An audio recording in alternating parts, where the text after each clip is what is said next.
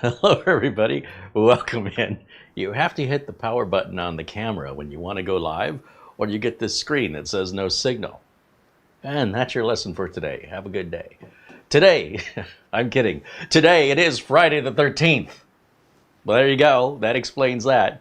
It's December. It's 2024. We're approaching, 12 days away from the big day. I hope all your shopping's done already. There's some slim pickings out there still available for those of you still looking for deals. I expect to see a lot of deals after the first of the year and throughout into the first half of February as people return things. And then Amazon sells these returned items at a pretty good discount typically. As you see yesterday's video, we had a returned power supply. Saved us about $30, and someone didn't return everything correctly, but all the main things we needed were there, and the power supply appears to be in perfectly good working condition. Not that 30 savings is the best savings, but it's still, at the end of the day, $30 less. And if you're buying, say, 10 of them, well, that's kind of like buying 8 and getting 2 free. Buying 7 and getting 3 free. It's a pretty good deal at scale, but also, even just buying separate items. They don't have to be the same power supply. I could have saved something on a return this and something else on a return that. Take all that saved money, and then there's my justification to buy something a little excess, maybe something I wouldn't be as easily able to justify. And that's how I try and make my money go as far as I can, knowing that I'm always buying returned items from Amazon warehouse. So I have peace of mind that it's not a third-party seller that might want to charge me a restocking fee or anything like that. I want to remind you guys, over at SCD Keys, that's where we get our Windows and Office licenses. We're doing a year-end push just for, well, not we, they are doing a year-end push to make sure you guys have every opportunity to save money on your Windows and Office keys, while at the same time making sure that they try and earn as much as they can before the end of the year. Everybody's motivated right now, buyers and sellers alike, to try and push for that end of year. So it's a great time to buy a Windows or Office key. And just to let you know, that deal is there, and we hope to continue it next year, but we never know what the future holds, right? Our relationships with our endorsements are basically as long as people see value in it and they use it, endorsements have no reason to go anywhere else. But if people just simply have lost interest in it, or they're not able to justify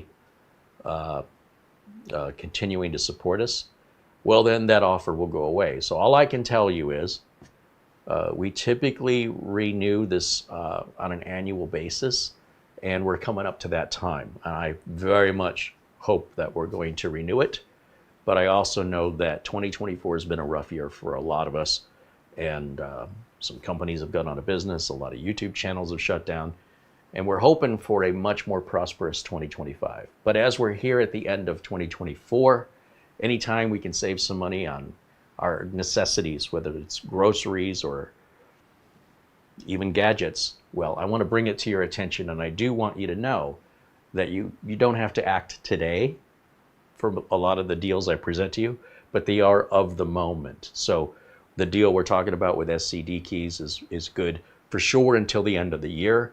The sale they've got going on now, I don't know how long that sale is good for, but our relationship is definitely good to the end of this year. And like I said, we're very much looking forward and hopeful to a renewal of that next year, but don't think it's always going to be there, because the minute you get too comfortable, something will change. That seems to be how the universe works.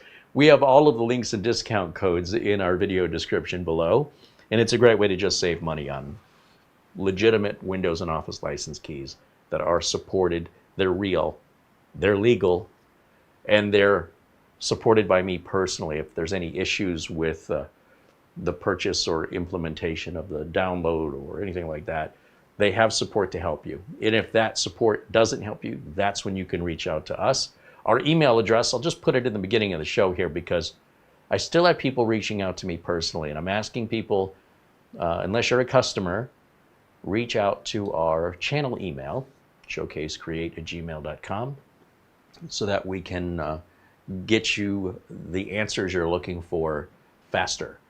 My email box gets flooded. That one over there, that one's constantly maintained by Mara, and she's on top of it. Chances are, if you've written an email, you will likely have a response in a matter of a couple hours or sooner. If you've sent an email to that address and you've gotten no response in 24 hours, you likely misspelled the email address, or it's in our spam folder for some reason, and you just need to reach out again or let us know in the chat room if you've sent an email to this address and have not been responded to. I want to thank Mark Gaines and Luke Greenia, who both sent us PayPal contributions prior to the show starting. You guys rock. And we'll say hello to everybody joining us. We've got Paul Gray from Australia, another very generous contributor here. Thank you, Paul, for the $20 Australian. Oh, and a $10 and a $10. That's 3 from Paul. Right on. Thank you, Paul. He says, being my mother's full-time career takes a lot of my time. Sadly, that's why I can't be here too often. Thank you all for having me when I can. Hey, listen, we are so happy to have you here. I know there's a big time difference between us here in Phoenix, Arizona, and you in, I think it's Sydney, Australia. It's somewhere in Australia, somewhere down under. And we're delighted to see you in the chat that you're able to overlap the time there, because I know Paul usually watches us after the broadcast is over because of that significant time difference. So either waking up early or staying up late, either way, Paul, thank you. Hopefully we'll make it worth your while. Alan Lindos with $27.77 in our super chat. Says, hello, Carey, Mara, and chat. Just returned from Atlantic Ocean cruise from Barcelona, Spain, and it was spectacular. I hope you all had a great Thanksgiving. Well, thank you. I'm a little jealous. I need to get out, get a vacation. I don't know, I want to be trapped on a boat, but I wouldn't mind being trapped in Barcelona. But in either case, we hope you had a great holiday as well. And thank you so much for your super chat contribution. Paul Gray, he might have his contribution button stuck. He's contributed again, $50 Australian. That's like $90 Australian in super chats here. Thank you, Paul. Thank you so, so much. We're just happy you're here. Thank you for joining us and hanging out in our chat room. And there's our friend Luke Greenia. He says it's a very frosty Vermont where the temps are in the low 20 degrees Fahrenheit. Ooh, Mara would be a Mara-sicle. Mark Gaines joins us from Northern Ireland, contributes 20 pounds. He says, hello, Carey, Mara, and everyone in the chat. Cheers, Mark. Thank you for hanging out with us today. And our other friends here that just pop in the chat saying hello, from David Graham, Doman 2000, Ron Barnish, and Kurt Schlegel. We've also got Tim Sowell, John Williams, Scott, 3D Everything.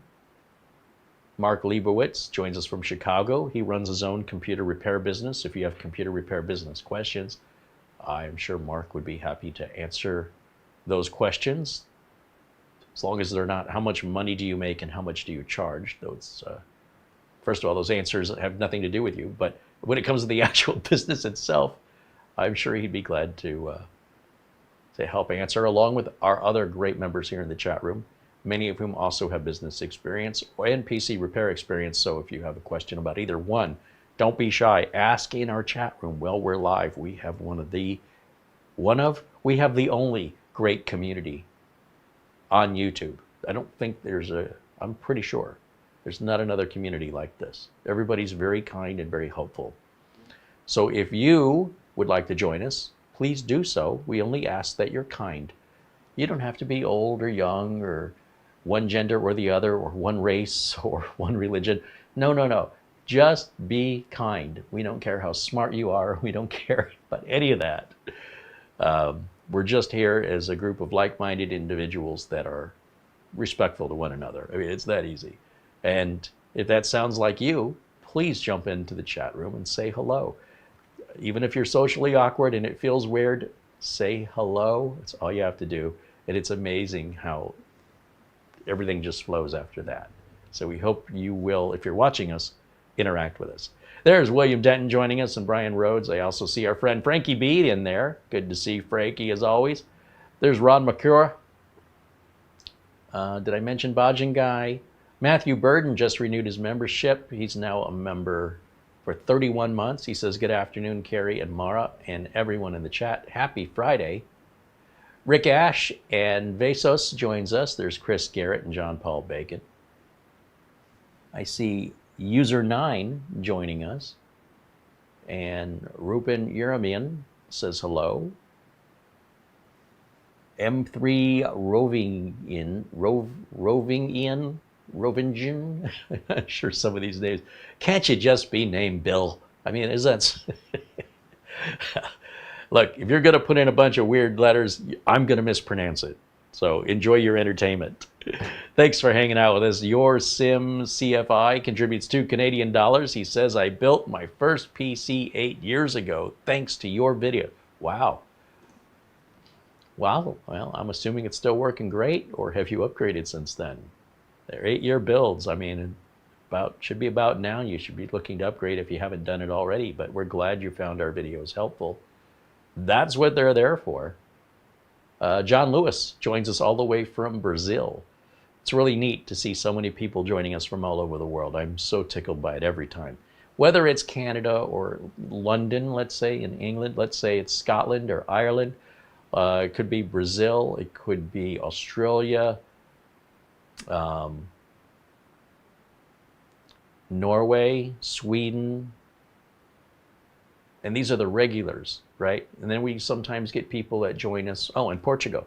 And we also get people that join us sometimes from Japan and Mexico, as well as Turks, cacao, Turks, and there's another word I can't pronounce, Cakehouse. Also, we've had viewers joining us from South Korea. We've had viewers joining us from Germany and France and Italy. Of course, Marco, our friend in Italy. Can't forget Marco. It's really neat to be on the side of the camera and have that reach.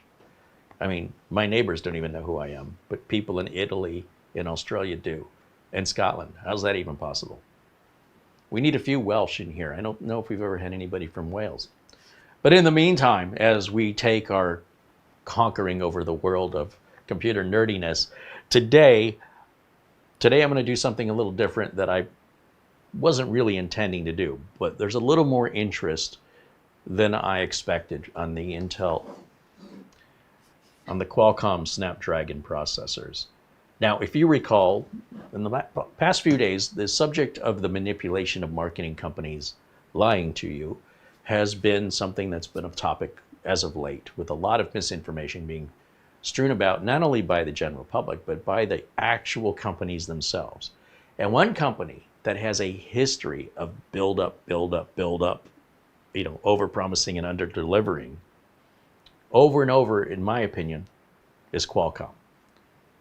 When this Snapdragon processor was being marketed prior to being released, this was marketed as a whole new rebirth of a Windows PC it's going to change the whole PC world, at least with regards to portable computing, and that you're finally going to get that long Mac-like battery life, and the performance and everything. It runs cool and it runs quiet, and everything is amazing, and you'll never want to go to Intel or AMD ever again. This is world-changing on the Windows platform.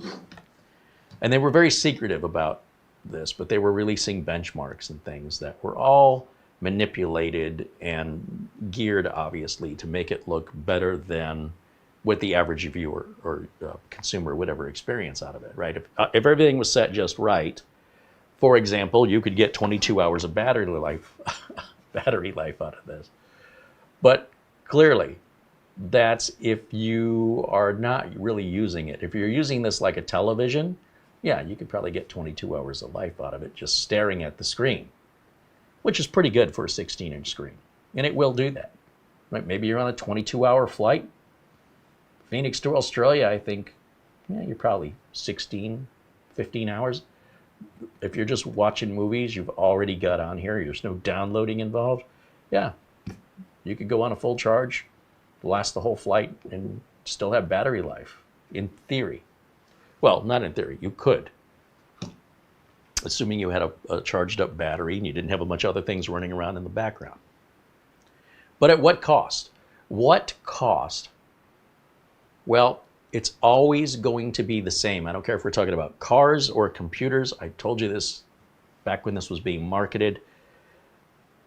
This processor is a good processor. Make no mistake about it. What they've done here is absolutely worthy of discussion. But it comes at a different kind of a price. I try to find analogies to help people understand the technology in a more easier, digestible way. If you want to see, let's say I'm a car dealer, and you've got X amount of money, and for that amount of money, you want the fastest car on the lot for the best price. I'm going to show you our Corvettes. The Corvette is very, very fast. It has a relatively low starting price for a high-end sports car. It's only going to seat 2 people. You don't really get a trunk. The gas mileage isn't very good. It's loud, and it's fast. And you say, you know, the idea of that really appeals to me, but then the practicality of it, like how am I going to shop at the grocery store or take a road trip? It's going to cost a lot of money in gas. I won't be able to pack much luggage. And then the maintenance is going to be more. The insurance is going to be more. What if we could get something that wasn't so loud and it wasn't so fast, but gave me like 3 times the gas mileage for under that same budget, same price? Well, let me show you the Prius. So with the Prius, you've got the hatchback, you've got 4 doors, you've got cheaper insurance, you've got triple the gas mileage, but you also have a quarter of the horsepower. So which one's right for you? And of course, don't even get me started on pickup trucks and minivans, sports cars like little Mazda Miatas versus, you know, Corvettes, which are real sports cars. Miatas are just little economy sports cars. There's 4-wheel drive cars, there's electric cars, hybrids. I mean, we can go on and on, SUVs, et cetera, et cetera, et cetera. And there's so much choice out there, which makes it great to have freedom.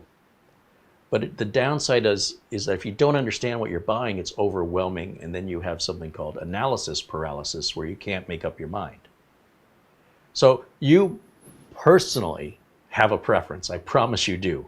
You either want power, performance, or you want efficiency, miles per gallon, maintenance costs. You have a preference. And you can't have it all, right? You're not going to find a fast, loud, quiet, gas-guzzling, gas-miser car. These are 2 separate things. And once you decide what's important to you, then it can help you understand what market you're in and which products exist in that market. So for example, I want a long battery life. I need a laptop, and I mean need a laptop, that I can be unplugged and remote into my clients' computers up to 6 hours a day without having to plug it in. That's what I need. That is important to me. That's for one of my businesses, right? That's the business side where I'm logging into people's computers and fixing them, maintaining my business clients for the managed service providing or MSP that I do. I don't want to have to be in my office that I use for YouTube, that I edit videos on, using this very powerful, loud, energy-sucking computer to just do remote access. Furthermore, I don't want to be in that room. I get stuck in that room. It's like being stuck in an elevator. It's fine for a little while, but I need to get out. So I don't want to just have all my work being done in this one place. I'll do my YouTube work, which includes checking my emails. It includes checking my social media accounts. All of that can be done in this office. Then I want to relax a little bit, maybe turn on the TV, perhaps even lie in bed, and then open up a laptop, and I can have it perform remote access tasks that can take a while, such as virus scans, system cleanups, Windows updates, and I can just let it run off to the side while I'm watching TV, and I just glance over to see, oh, it's ready for a restart over there. And I click it. That's why I can be on it for 6 hours. I'm not just staring at it for 6 hours. I'm executing a command, and then I'm just kind of glancing back while I'm multitasking, doing two things. Maybe the football game is on, right? And I'll do this at the same time. Sometimes virus scans take an hour, hour and a half to run. It's not uncommon. We've seen Malwarebytes on a brand new machine do a thorough scan. It takes over 2 hours. And while I'm doing that, I can connect to another of my clients' computers. Each office generally has a dozen or more computers, and I need to go through them, and I do them alphabetically or I lose my place. And I don't do more than 2 at a time, because then sometimes I'll be a crazy man and do 3. But each computer has 2 monitors, and that's 6 screens, and it gets a little crazy. And that's all I want this laptop to do. I don't care about anything else. I mean, I want RoboForm so I can log into YouTube and I can log into my social media. RoboForm is a password manager. We re-endorse that here, and I use it. I've been using it pretty much every day for, it's got to be going on 20 years. I don't know how to live without it. It logs into all the sites for me. It remembers my login name, my login password, and even bookmarks the site. So it's super easy. If I want to go to eBay, I go to RoboForm and click on eBay, and it goes to eBay, puts in my ID, my password, and logs me in. It's awesome. And then when I'm done, I can log out and my computer's secured. Anyway, that's always been there. We have videos on RoboForm and such. This is not an Intel or an AMD computer. So some software will not work on this. I had someone reach out to me a while back that said, you know, I bought the Uncle Carey's Windows 10 Optimizer and I can't download it. I come to find out he was trying to download it on an iPhone or an iPad. I'm like, what are you doing? It's not an iPhone app. Some people are not aware that the Mac what's the word? There's a word for it. Ecosystem is not compatible in any way with the Windows ecosystem. And Chromebooks are not compatible with either one either. And this is emulating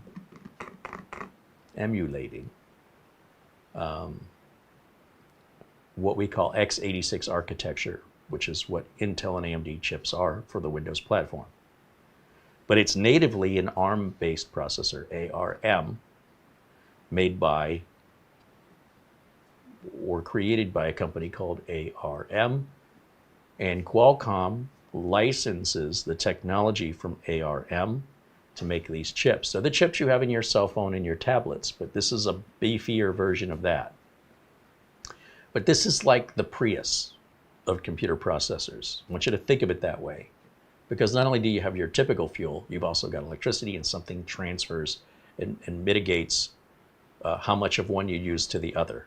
You might get a little of the electric, a little of the gas, right? There's a connector there that brings those, to simplify, I'm oversimplifying, but essentially it ties those two very separate technologies versus an internal combustion engine, or what we call ICE, an ICE engine, which is your regular old everyday vehicle, versus an electric only vehicle like a Tesla. You have hybrids, that's a little electric, a little gas, and that would be a Prius. This is like the Prius in that way, because most Windows applications are going to run fine. It's the system utilities where you're going to run into trouble. Stuff that integrates deep into the inner workings of the operating system. Things like a Cronus backup, because of how it can copy files. Even in applications that are open and in use, it can still copy them. You don't have to exit them first, which is pretty incredible. But that's pretty deep level into the OS for that to work. For applications like a Cronus to work in an ARM-based Windows computer, they need to be written in ARM language. Otherwise, ARM is translating the x86 code. And it's really a Windows application that's doing it. It's an emulator. Emulation slows everything down. So there are some utility software that aren't going to work on ARM unless they're written specifically for ARM. And I'm going to show you that, because you've probably seen this and didn't know what it was. This is not the fastest computer. But you often don't see Priuses pulled off to the side of the road overheating either, do you? I've never seen one over. I might have seen one on fire, but that's a barbecue. That's something else entirely. When you're dealing with most Windows and AMD-based laptops, there is a fan noise and a heat that gets generated out of them. And the more powerful it is, the more heat and the more fan noise, and the lower the battery life gets. This won't really get hot, not by any stretch of the imagination compared to what we consider normal on the Intel and AMD side. It also won't run anywhere near as fast for certain applications that it has to emulate. It's going to feel like it's a few years old, but on regular everyday tasks like browsers and email and social media sites, it's going to run imperceptibly the same. The result is you get a much, much longer battery life. So it's predicted under a normal use case scenario, somewhere between 9 to 12 hours of actual using this is what that battery should last. In other words, yes, can I edit videos on this? I can. I don't think I can use CyberLink Power Director, but there are some video editors out there that will work. Anything that's online based through the web, that's all going to work fine. It's those local system utilities that you're really going to have, if you're going to have a problem with it, that's where it's going to be. So for me, my only concern was I use Instant House Call for remote access for my clients. And Instant House Call is, I think, Windows and Mac only. It doesn't support Android. It doesn't support tablets. Not that I'm aware of. There's no ARM version of it. But in a way, that remote access software is somewhere between a browser and a system utility and how it integrates into the system. Now, I don't know if there's a difference on the host side versus the specialist side. I'm on the specialist side, right? So I thought, well, let's buy one and find out. I'd been on the fence about buying one of these. They sell for about $800 to $900 on the lower end, and then they go up from there. Just as Intel has the i3, the i5, the i7, the i9, Snapdragon has these, Elite, Elite Plus, Snapdragon X. I mean, there's multiple tiers with multiple cores and different frequencies that can add, $200 price difference between tiers. And I just thought, my limitation is my client's computer and internet connection. So as long as I'm faster than that, anything more is just extra, right? That I'm not using it. It's just there, not being used. So I hemmed and hawed about purchasing this at $900. I want to say it was $7.99 or $8.99 at Amazon. And I hemmed and hawed, and I just couldn't make up my mind. It just seems like a lot of money. And then I got an email, almost as though my mind was being read by maybe the cookies left on my computer, but Micro Center has this on sale, the very same thing, for $5.99. And that pushed me over. I said, okay, I'll get it. So it arrived yesterday. I've only had a day to play with it. But this thing, before we get into the specs, you should know right out of the gate, there's nothing to upgrade in here. Everything's soldered down. It's what we call a system on a chip, SoC. Your RAM, your storage, your Wi-Fi, it's all built into the motherboard, which is about from here down, and everything else is battery. That's it. That's all there is. It's a very simple, which should also be very reliable design. And you will likely never hear any fan noise. It'll never get warm. But at times it might feel like it's an older machine, right, on certain applications. And on other applications, you won't notice any difference between this and a $3,000 laptop. In fact, even the build quality, I have to tell you, when this came out of the box, all I got was three things. All that was in the box, brand new from Samsung, is this, a charging cable that's USB-C on both sides, and a cell phone charger, 65-watt cell phone charger. 65 watts? What? Okay, well, Intel makes some desktop chips that run at 65 watts. This is a 10-core processor. Again, we'll get into the specs here in just a minute. Let me bring it up to the camera. This is an all aluminum chassis. This is no plastic on this. This is solid. Look how thin it is. We've got an wrong side. I've got an MicroSD card reader. We've got USB Type A. We've got a headphone / microphone jack. We have what appears to be a Kensington lock, I think. I think that's what that is. nothing on the back. Come around this side, HDMI output, 2 USB Type-Cs. These are USB 4s and Wi-Fi 7 on this bad boy. So they're not joking around when it comes to your connectivity.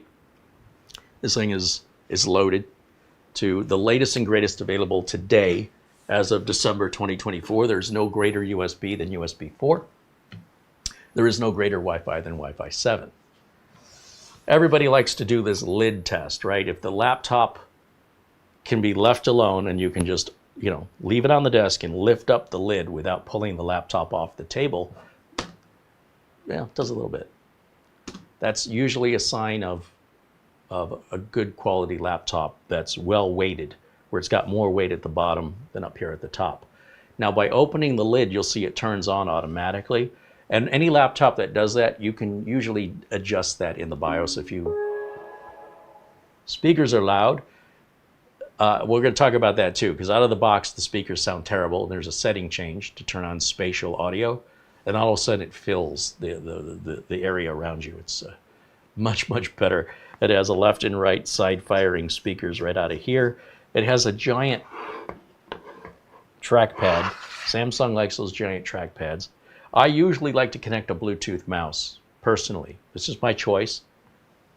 I tell the system anytime a mouse is detected, automatically disable the trackpad. And if the mouse is unplugged or disconnected from Bluetooth, then turn the trackpad back on. So that way, if I'm accidentally touching the trackpad while I'm typing, but the mouse is connected, nothing happens. But if the mouse is not connected because, let's say, I'm on an airplane or I'm traveling and I've got the laptop with me, I don't want to drag the mouse with me too, then I'll just use the trackpad and I don't have to go in and manually adjust any settings. Again, all metal enclosure, so it feels like a brick. I have a hard time telling this apart from my $3,000 Galaxy Book 3. That's a 13900 processor.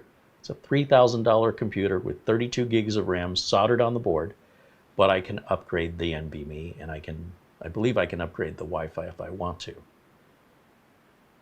This is 1/3. No, I could buy 4 or 5 of these. I mean, if we're including sales tax, for the price of that one Galaxy Book 3, at least at the time that I bought it. And it's not 5 times slower. It's not a smaller screen. It's still a 16-inch screen on this. Now, they typically sell these with touchscreens. I don't like touchscreens unless it's a tablet. I don't want a touchscreen on my laptop. It also costs more for the touchscreen. I don't think I've got one here. No, nothing's working. Good, because sometimes I'm pointing something out to a customer. I end up clicking on something. Of course, on a tablet or a cell phone, I want a touchscreen, but I don't want one on my laptop. This is not a 2-in-1. It's not a Microsoft Surface. The keyboard is permanently attached. The screen is not going to fold all the way back. It's only, oh, I'll take it back. It will fold flat. It won't go any further than that. But that's a bit further than I thought it stopped about here. But no, it goes all the way flat. And the keyboard is one of the nicest keyboards. I like this keyboard better than the one on my Galaxy Book 3. It has a texture to it. Like, the keys more or less look the same, but they have a little real fine texture on the buttons that's kind of grippy. I like that. It feels really nice. The color here might appear as silver, but they're calling this sapphire blue. It's almost a bluish tint of a silver. Overall, it's a gorgeous looking laptop, and you can tell it, I mean, without any plastic on it, it's just like a solid brick of metal. So it helps me understand the price a little bit more. And in much the same way that you can buy different laptops from Intel or AMD that are made by Dell or HP or Lenovo or Acer or Asus, you can also buy different laptops that use the Qualcomm processor from Samsung and Lenovo and all of the usual suspects, the VivoBook from Asus, and et cetera, et cetera, et cetera. And so the question is, which one's better? Well, we're right back to square one when it comes to Intel and AMD. Which one's better when you're comparing notebooks or laptops with comparable processors, regardless of who makes them? What's your warranty? What's your performance? What's your battery life? What's your cost, right? So this is not the best Snapdragon processor we could buy. And quite frankly, for that kind of money, you might as well just go in and get an Intel or AMD system. I want battery life. And the battery life amongst them is pretty much identical. A lot of the more expensive ones have the touch screen. They do make a 14-inch version of this. Instead of the 16-inch screen, there's a 14. It's a little bit less money. Oddly, from my understanding, the 14-inch screen, the battery life's not as good for some reason, but they're still really good. You know, they're going to be better on average by at least 2 hours than any Intel or AMD-based laptop on the market currently. And that's when it's new, right? Because as you own a machine with a battery, the battery life starts to degrade, whether you use it or you don't. If you keep it plugged in all the time, your battery's still degrading. Now, modern laptops have BIOSes now that are configured to auto manage the battery for you, and you can override that, but I recommend just leave it stock, and it will discharge the battery, and it won't just keep top to 100% because that'll kill your battery prematurely. And that's the way laptops used to be. But within the last 4, 5, 6 years, they've introduced all of this battery management technology where you don't have to condition a battery anymore. You don't have to worry about discharging and recharging.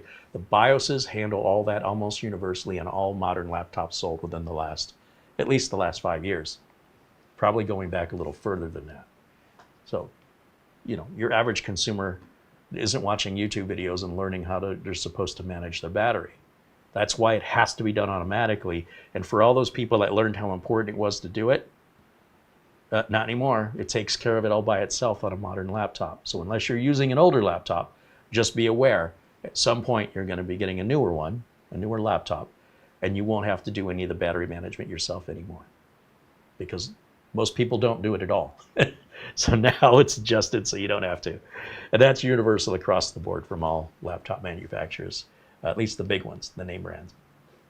As I mentioned, I want to get into this and show you the BIOS on it. There are no Samsung update utilities on this. On my Galaxy Book 3, I have a Samsung update utility that gets me the latest drivers and BIOSes. This has no update software. If I put the update software on it, because you can just download it from the Microsoft Store, you get a message on the screen that says this laptop gets all of its updates and BIOS updates from Windows Update, and this utility doesn't work on it. Is that because they don't have an ARM version of the utility that they've written yet? I don't know, but that explains why it didn't come with it. When you own Samsung stuff, much like Apple stuff, you get features other people don't get. If I want to use a tablet or a phone made by Samsung as a second monitor, I can configure that without any wires. It'll just stream to monitor 2, or the other way around. If I want to control my Samsung phone on my Samsung laptop, you just use the phone link, and they're connected wirelessly, and I don't have to even pick up the phone. I get the phone screen right on the laptop. So within the infrastructure ecosystem of Samsung, there's an interconnectivity. If I want to connect to my Samsung TV, guess what? You're button away. No wires necessary. Now, there's other ways to do this with mixing and matching brands, but when you're within the Samsung family, it just makes it so seamless and easy. You don't need a rocket science degree to figure it out. It's really simple. So my screen just went to sleep on me here. What I've done with this laptop since I got it is I checked for Windows updates. It already had 24H2 of Windows 11 on it. It was only missing one update. I've never seen a computer arrive that was that current. Maybe because it's an ARM-based processor. It must be Windows 11 Home because I didn't have any problems connecting to my network-attached storage device. I did not have to run any of those PowerShell commands. That is a Windows 11 Pro issue. But this did want to connect to the network during the out-of-box experience, and the option I don't have a network was not there. So I had to run the Shift F10 during the setup, type in OOBE, out-of-box experience, / bypass NRO. We've demonstrated this many times. Restarts the computer by itself after you enter that command. You go through the setup again, choose your language, choose your country, choose your keyboard language. Then when it's trying to connect to a network, then the link appears. I don't have internet, which is what I always choose, so I'm not forced to create a Microsoft account. I make my local account, then I connect it to the Wi-Fi. What's interesting, if you have a high-end Wi-Fi 7 router and a high-end Wi-Fi 7 network interface card, is you will see a network ID you've never seen before. At least I saw a network ID I never saw before. Mara set all these up, so I don't know how she set them up, but we've always had a 2.4 gig SSID. We've always had a 5 gig SSID. We've always had a guest account SSID. And then we have an Internet Things account, which is like for the cameras and the appliances and the thermostat, right? That's all separated out. That's 4 SSIDs. But when I fired this one up, I saw a 5th one I've never seen before. And Mara named it the same as the other, but with the words MLO, I think is what it says, which is, what is it? MLO. Which is what, multi-link operation? Look at me off the top of my head. I'm so impressed with myself. And what that essentially means is it doubles the channel bandwidth. So instead of connecting at 2,500 megabits per second wirelessly on Wi-Fi 7, I get 2 of those for a combined 5,600 megabits per second, which is over a 5 gig network cable speed. Like, are you kidding me? That's amazing. I haven't tested that speed out because I'm not even sure. Well, yeah, the NAS should be able to transmit upwards of around 500 megabytes per second on that. I mean, that's an insane amount. This only has a 512 gig SSD. It is soldered in. I can never upgrade it. So this isn't there for collecting movies and downloading a bunch of... This is not a gaming machine. And while you could put older games on it, maybe World of Warcraft or League of Legends, you still, there's no way to upgrade that. You can still add an SD card to expand your memory like the old school days. But that's not what this is for. Right? And I have no intention of using it that way. You can, but I'm not gonna. If you need to get office work done, Word, Excel, PowerPoint, spreadsheets, PDF files, you need to get online, you need to check your mail. You want to check your social media sites. You're on the go. You don't want to have this plugged in every few hours. You're good for the whole day, and you don't have to think about it. If you see the value in that, then you understand who this is for and why this exists. But it is not the way Snapdragon's marketing campaign let it out to be. There is a cost for this battery life, and that cost is in performance on some applications, or the inability to use certain applications for now, until and if they write an ARM-based version. But most things do run just fine. I've got VLC on here, and VLC does have an ARM version available. So I'll tell you what, we have an HDMI port on here, which is critical for me personally. I want to be able to, hook it up to a monitor, even though if it's a Samsung monitor, I don't need to use the cable. That's going to take some getting used to for me. But in the meantime, let me get an HDMI cable up, plugged in here so we can bring the screen up. And we can look at some of the details of this machine. And then you can determine if you think that has value for you. Like I said, video editing on this is very doable, just probably not with the video editing software I'm familiar with. It'd be like switching to Mac, right? I'd have to learn some different software. But that will be, I can't emphasize this enough, less likely. More likely the software you've got now is going to work fine. Even if there's not an ARM-based version, the emulator will translate it. Of course, that will slow down the overall process. You might find that it's faster. One specific application that has no ARM-based version that's running fine in emulation may appear to run a bit slower on this machine, depending on what you're comparing it to. But if it's written in ARM, it's fast. So in any event, let's see if we can bring the screen up here.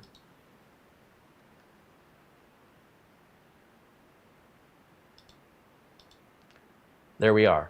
So yeah, I went to Windows Update. I installed my RoboForm. I installed the PC Manager utility. I was just checking to see if that PC Manager utility would work.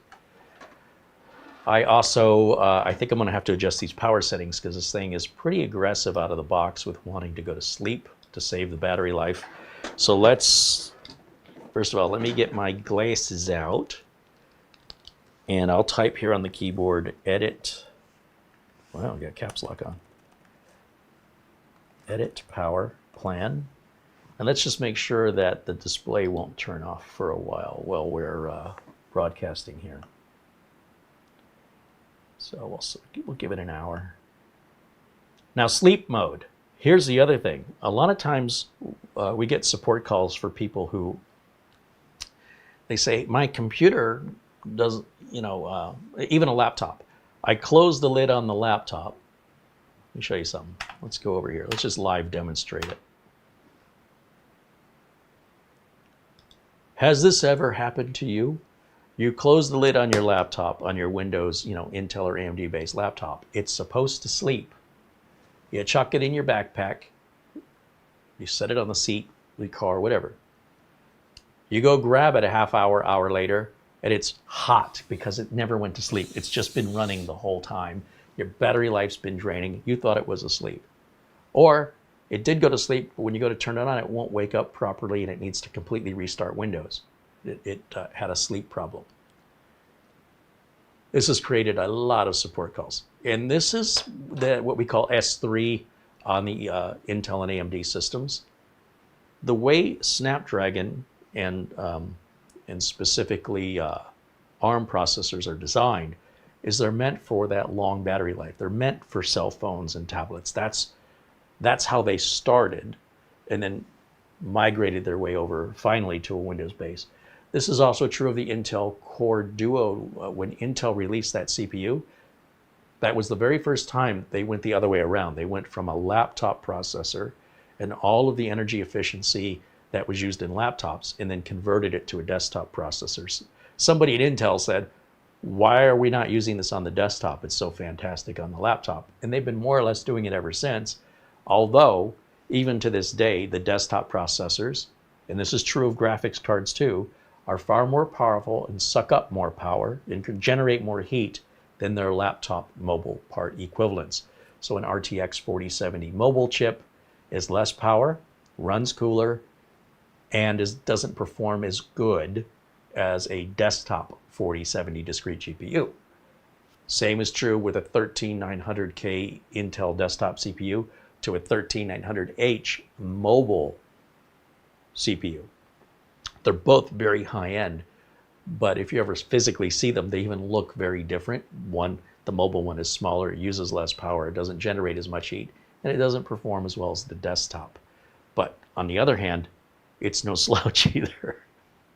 So this actually does go to sleep when you close the lid. It works every time and it'll wake right back up, no problem, every single time. So all those issues go away on the Qualcomm ARM processors. I mean, they're right out of the gate. That was one of their main designs. Whereas with Intel and AMD, they were kind of afterthoughts coming from the laptop world. And the laptop world was a secondary where the main bread and butter was on the desktop. So everything's shifting the other way. And as we become more and more reliant on computing on the go. You used to have to sit home with a landline and a modem. Now you take it with you wherever you go. And so that battery life and that ability to be able to close the lid and open it again and not have your battery completely drained, that's what we need. And so when we're looking at closing the lid, we are still consuming a little bit of battery in sleep mode compared to turning it off, but it's very minimal. It's unlike a Windows-based Intel or AMD system in that sense that even the battery drainage is so insignificant, we could leave this all night, open it in the morning, and notice very, very tiny little bit of battery usage. So I don't know that that's possible on any Intel or AMD-based laptop where it doesn't significantly impact your battery life. So that's nice to have. So there's pros and there's cons, and I'm trying to keep countering myself. I like this, but I don't like that. But I like this, but I don't like that. And the reason I'm saying all of it, and I'm trying to show you this is the front of the coin, this is the back of the coin. That may not be the coin you want. You may not even want a coin. You may want paper money or electronic money. I'm trying to provide you, as much as I can, a complete unbiased look objectively at this machine, at who it's going to be for and obviously who it's not for, right? It's not for gamers. If you have remote work you need to do, boom. If you have children learning remotely and you don't want them spending their time gaming, they can still game on it, but it's not AAA title gaming stuff. Boom. If you're on the go, you travel a lot, you find these screens are too small to be checking email and trying to type on this. And maybe you keep a spare screen and a keyboard and you can, it's all little pieces that all go together. One piece, boom, let's go. You're good all day. Charge it up overnight, unplug it in the morning when you leave, and you're good until you get home that evening, plug it back in, recharge it again, you're good the next day. Very few choices as good as this for that purpose. Before I go any further, let me look over in the chat. Can you connect the output to a 4K 120 hertz external monitor? You can connect it to any monitor or any television. As far as how high of the resolution that you're going to go, I don't know as far as what the max res is, but we can go look that up. If we go over to the Samsung website, you know what? Let's go to the Samsung website on the Samsung laptop. And look how fast this thing starts back up from sleep mode. We're already in there. And we're going to jump over to camera 2 here. There it is.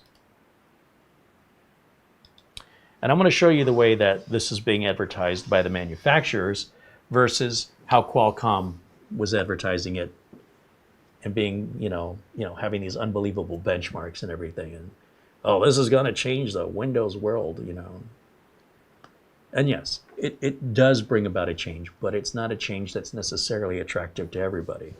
So we have a Samsung Galaxy Book 4 Edge. And as I mentioned, there are several different versions of this. And if we scroll down here, we'll look past the sponsored ads. Let's go here.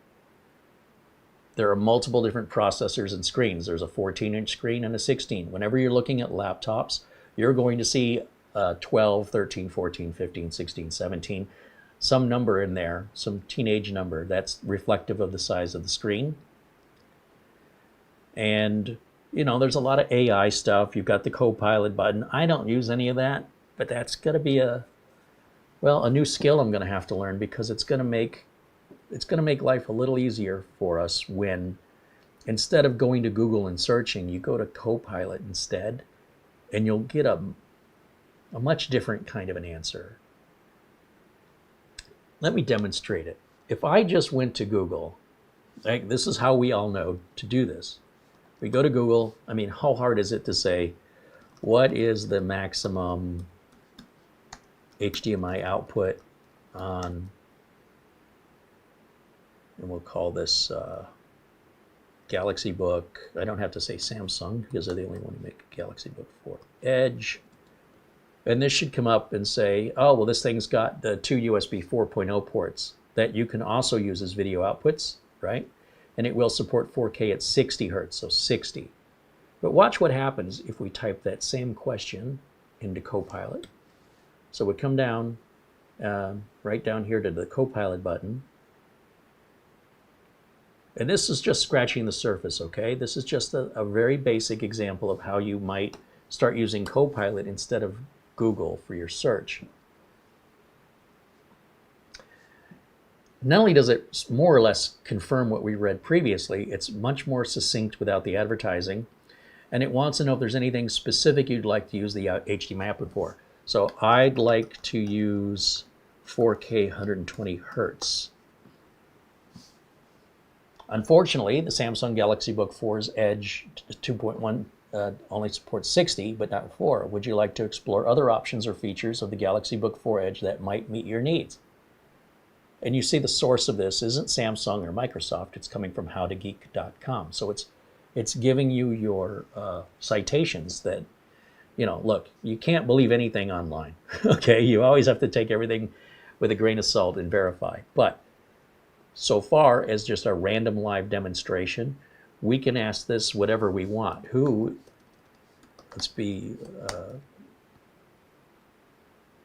me look into myself. Who is CareyHolzman? Just a completely different question.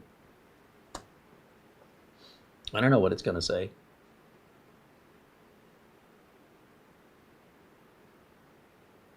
I like that it wants to interact with you at the end.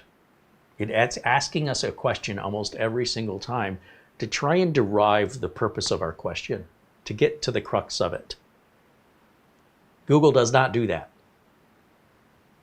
This can be very useful, much more useful than Google, once we start to create new habits and experiment with it and realize just how much more succinct it is. You know, I'm not looking through a bunch of different websites, clicking on things, potentially getting myself infected with something, or pop-ups that come up telling me I have a virus when I don't, call some 800 number or whatever, trying to scam me. Yes, my Uncle Carey's Windows 10 optimizer works just fine on this system. And if we go to our properties, right-click and go to properties, we'll also see that we have the Snapdragon X Plus, not the Elite. This is a 10-core processor. It runs a little bit slower, but not by much. We have 16 gigs of RAM. We can never upgrade. Again, nothing on this can be upgraded. Windows 11 Home, 24H2. And it looks like something has updated in the background that wants us to restart. Well, that's interesting. When I checked it yesterday, it said I was all current. But notice it says for ARM64, for ARM64, for ARM64. You will not get these on your Intel or AMD-based computers. These are specific updates for specific ARM-based systems. So that's why I say it's a little like a Mac in that some things are different, but it's also much more similar to the Windows you know and love now on Intel and AMD platforms. Okay, so let me jump back over to camera one while we're waiting, and let's just take a look if there's other questions I've missed here in the chat room. So you may see this as a panacea of like, wow, that is amazing. Or you might go, well, if you can't game on it, okay, but if you game on it, you're going to eat up a lot more power. Just like that Corvette's going to eat up a lot more gas. You're probably going to want a bigger gas tank. You're going to need a bigger battery. That battery isn't going to last as long. That laptop's going to generate more heat. That's going to result in louder fans more often. This thing is going to be dead silent mostly. I mean, just to get this thing to turn on the fans, they're not even on. I mean, so far we have not pushed this hard enough for those fans to kick up to any audible level. The laptop remains cool to touch. We haven't really asked it to do much, but certainly we've seen other laptops where we do the same things and the fans rank up and down, especially as updates are installed. Oftentimes through the updates, some in very resource heavy process runs, and you just hear those fans crank up for no apparent reason. Well, it's working. This can work and not need those fans to get anywhere near that loud, and it'll never get that hot. You know, you got to pick a side. All right, let's see. What questions or concerns do you have?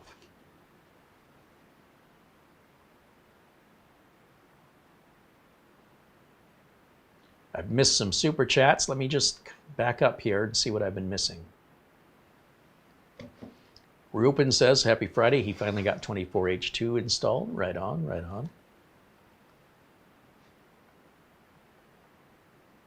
Your Sim CFI with a $2 Canadian oh, that was the one we saw already. Thank you for that again.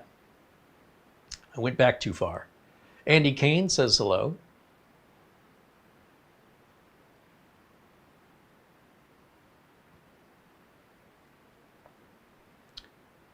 And let's see.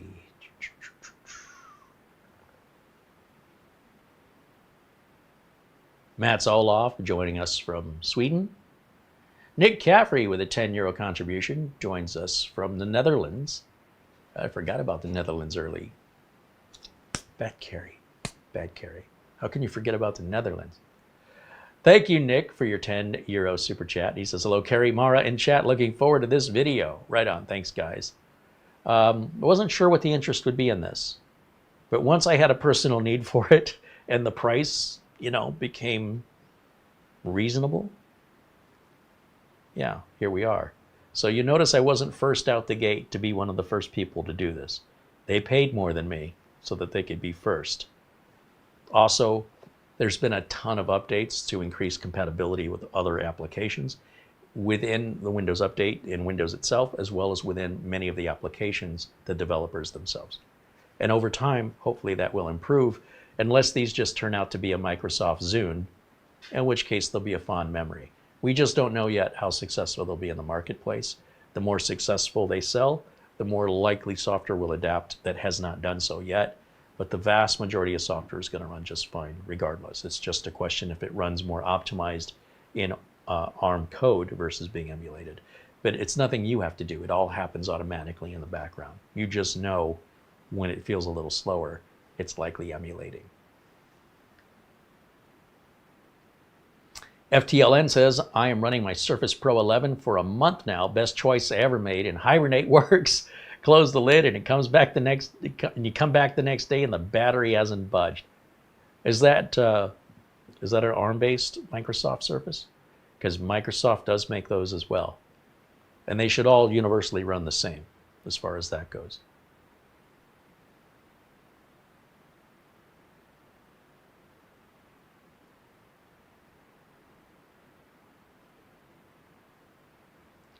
Raven says, with a big enough battery, every laptop, Intel or AMD, could run for 22 hours.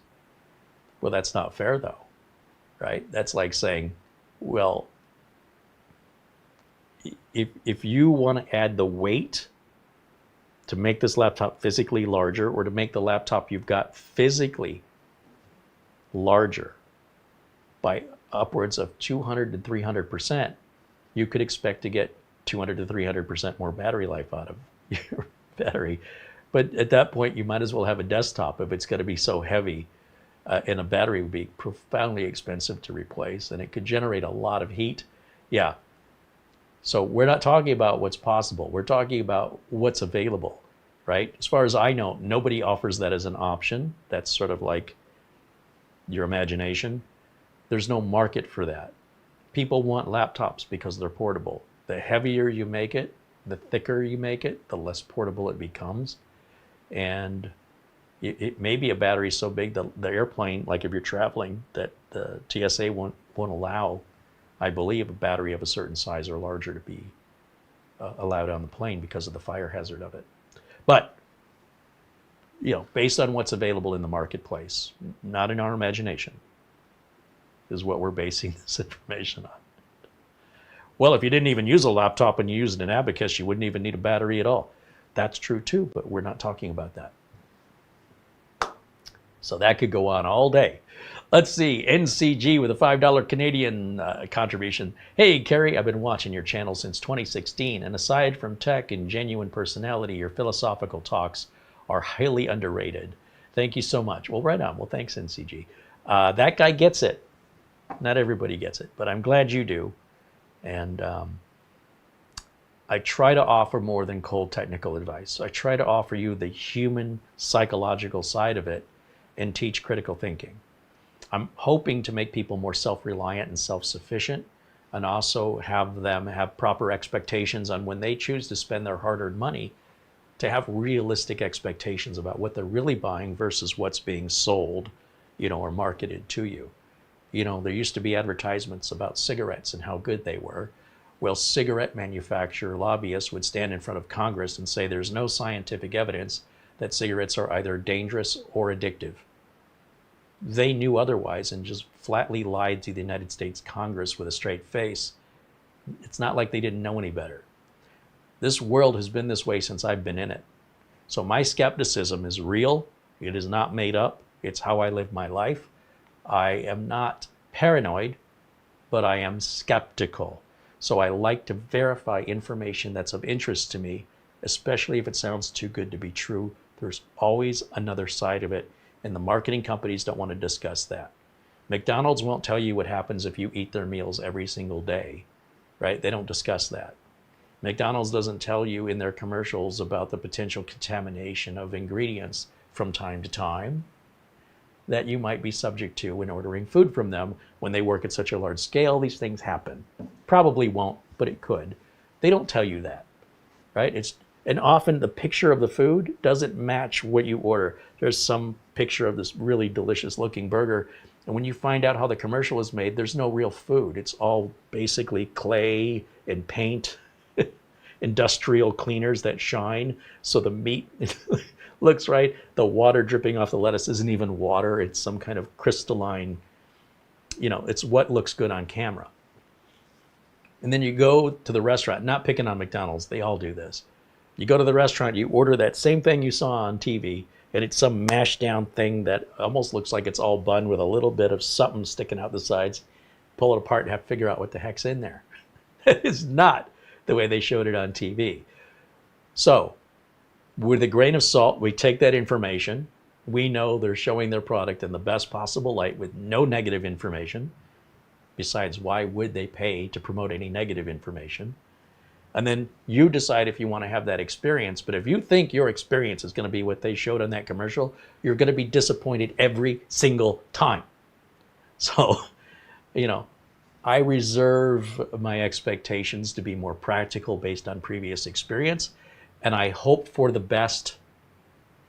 I certainly don't expect the worst, but I don't expect the best. I hope for the best, but I never expect it.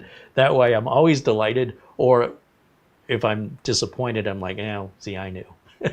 Kind of protects my emotional state where it can only be good news.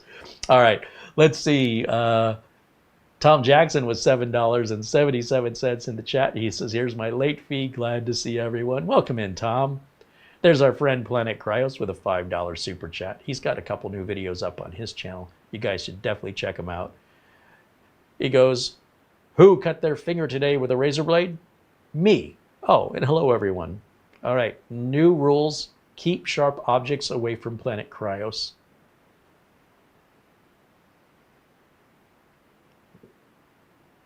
Good to see you, my friend. Thank you for your super chat contribution.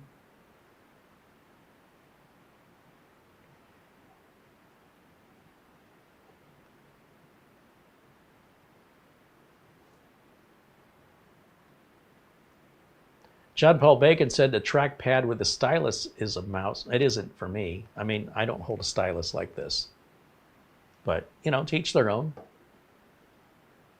John Lewis says, one of my friends was a VIP at Qualcomm in charge of quality control. For years, he's tried to steer me to Samsung notebooks in only Qualcomm phones. Well, I think he might be biased. But they're not bad. I mean, my choice of phone has always been a Samsung phone since I started down that path with the S18, I think was the first one. And I've been so pleased because I had a couple different manufacturers prior to that. Mara even had a couple, you know, she's had the Google phone. I think there was a OnePlus at one time. It might have been my sister. You know, Mara has seen the light of the Samsung Galaxy phones.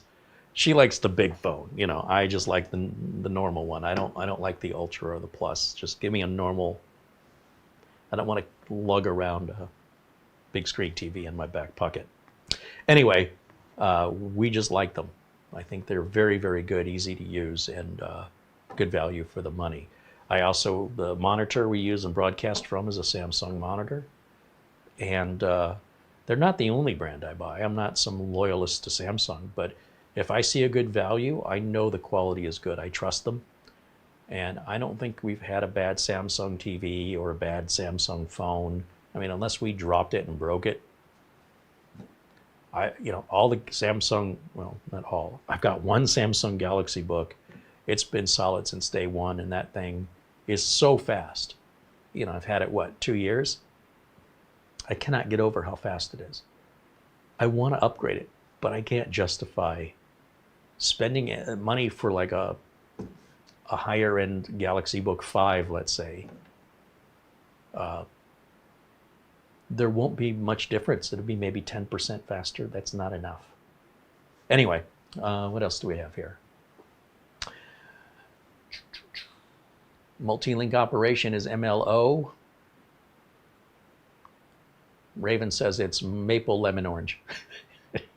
That's how I prefer my Wi-Fi, as much maple as possible. Jack Kugelman says hello from Toronto. Welcome in. And Vassos is from Cyprus. You're in Greece, is that right? And then let's see, we've got, is Cyprus Greece or is Cyprus its own place? It's near Greece. I definitely do not need to be hosting a show about geography. This is Earth. No, that's Mars, Carey. Oh boy, we're in trouble. Michael MacArthur renews membership, now a member for 31 months. He says, hello, I thank Carey and Marlena for all they do. Happy Friday to all. Yes, happy Friday to all of you. Mark Leibowitz, who's an IT tech in the Chicago area, says, my clients want their laptops to have 27-inch screens, full-size keyboards when they use them, and then they want to fold them down small enough to fit in a shirt pocket when they aren't using them, and last for 6 weeks on a charge. Yes, I also want that pill that's going to get rid of my extra weight and build me some muscles. So I'm still waiting on that pill. Oh, and I'd also like to be a foot taller. So I'm sure any day now. Let's see. Paul Connolly said, I vaguely remember reading something about ARM canceling the Qualcomm license agreement. That they're suing each other. Qualcomm is suing Snapdragon. ARM, I think, is suing. One is suing the other. It's a licensing issue. And as far as I know, that's still playing out. I haven't heard of any results of that. It's still pretty early on. Unless they negotiated something and I haven't heard of it. The wheels of justice are usually pretty slow. These things could take years to go through the court system, at least a year anyway. But if there's anything that I become aware of that's newsworthy, I'll certainly share it with you. But I don't know that there's been any resolution on that.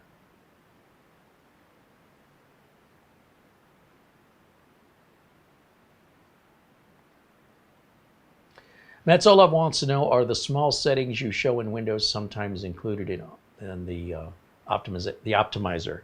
So the optimizer, you know, if you look past the history of our channel, we've gone through everything the optimizer does. We've not added anything to it at this time. So it's still unchanged. It changes the same things it's always changed. There are some additional changes that I do that are unique to Windows 11 that will be included in the next version of the optimizer, which we hope to have out sometime next year. But it's the same optimizer that does the same thing. Nothing's changed in that regard, but it will next year. Some of the changes I do can't be done by the optimizer. They have to be done by the end user manually. That's the other thing. Until we find a workaround for it, nothing much we can do. David Graham said he uses Copilot all the time. So he's an early adopter. That's cool. Shortcuts Lab says, can you still do a fresh install with a USB and do it? Have a BIOS like the AMD and Intel systems? Yes, you would still boot from USB. In fact, I'm getting an update right now through Windows Updates. That's, the screen is only active when Windows loads, but it's getting a BIOS update. I was letting those Windows Updates process, and when you saw me touch the trackpad, it was wanting to restart. And here's what it's doing on the restart. It looks like any other laptop BIOS update, and it's getting it right through Windows Update just like it told me it would. I have no idea when I checked for updates twice yesterday that it said, you know, there was one update missing. I applied it, rebooted, checked again. It said I was all up to date. Then I go live today, and all these prior updates, it's not like they came out today. They just weren't being presented to me yet. I don't know why or how Windows Update servers makes their mind up on that. But that's what the BIOS update looks like. I've never even seen it before, but it looks just like any other laptop BIOS update. But I feel pretty happy about the fact that Samsung said we'd be getting any BIOS updates through Windows Update, and it sounded like an excuse. But it turns out it's true. We just witnessed it just now live. And anytime you see that running, leave it alone. Same is true with all BIOS updates. Hands off. Sometimes a laptop will make you need to plug it in before the BIOS update will apply, just in case, you know, your battery runs out of life. Sometimes you might have a battery that says it's 90% full, and then 5 minutes later it's empty. And so the laptop manufacturers will tell you, I don't care how full your battery is. I can detect that you're not plugged into power, and I'm not updating this BIOS without power because there's too much to risk. The fact that battery technology has come such a way that if your battery has a certain level of charge or above, whether it's Dell or obviously Samsung, it trusts that battery is going to last long enough for the BIOS update. That's a new change in the industry because they often didn't trust their own batteries when it came to a BIOS update. It will not go until it detects you've got power in the laptop. This is very pleasant to see, right? That if the battery was down maybe at a certain 30% or less, it probably would say, we're not doing this until you plug it in. Because there's a chance, if this gets interrupted because your battery died, your laptop may never turn on ever again. You need to send it in for service. The amount of trust the manufacturer has in their battery to allow this is not only a positive sign from my perspective as a tech from the manufacturer, but also about the battery technology and how it's improved over the years. They're more trusting that the accuracy of a lithium-ion battery's lifespan is, at a very worst scenario, as long as it's above a certain percentage, will always have enough to do this. Otherwise, they wouldn't do it. They'd simply tell you, you know what? You better plug it in. So I'm impressed to see that.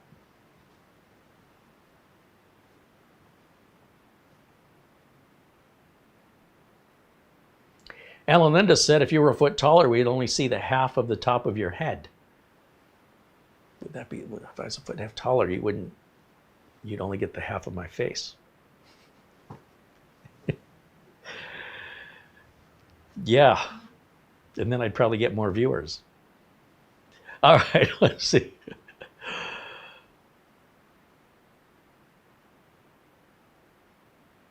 My Dell laptop will not do the firmware update unless it's connected to power.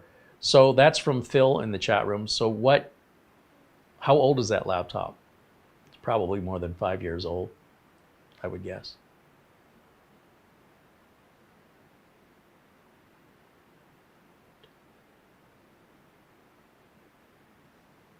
Gia says, I purchased your Windows 10 optimizer. Will I be able to upgrade it for free, or would I need to buy it again? Any upgrades within the version, right? So Windows 10 optimizer, by the way, it's a $7 piece of software. I mean, seriously, you don't want to support the channel. You just want me to spend all this money to create something and give it away until there's no money left and we shut down. That's what you're asking me? Any updates, and this is general across the software industry. If you have version 1 of something, then generally during your license period, you get free updates to version 1. But when version 2 comes out, that doesn't apply unless you're on a subscription model where you're billed regularly, or in our case, we have an unlimited license on the optimizer, meaning that there's no expiration on it. It's $7, use it on as many machines for as long as you want. And to ask for any more than that, I just feel I don't know, I find a little, like, you understand that this is not a charity, right? You understand that we're trying to rely on our community to keep us alive here and to promote our content. We're not squeezing you for every nickel and dime every chance we get. We're not some big corporate entity looking for another way to add add-ons to your bill. We're asking you for your voluntary cooperation in the hopes that we have enough of that to sustain what we're doing here. And we appreciate those of you who do contribute as members or who buy the optimizer. Again, we could have sold that optimizer for $59.99, right? That's just not who I am.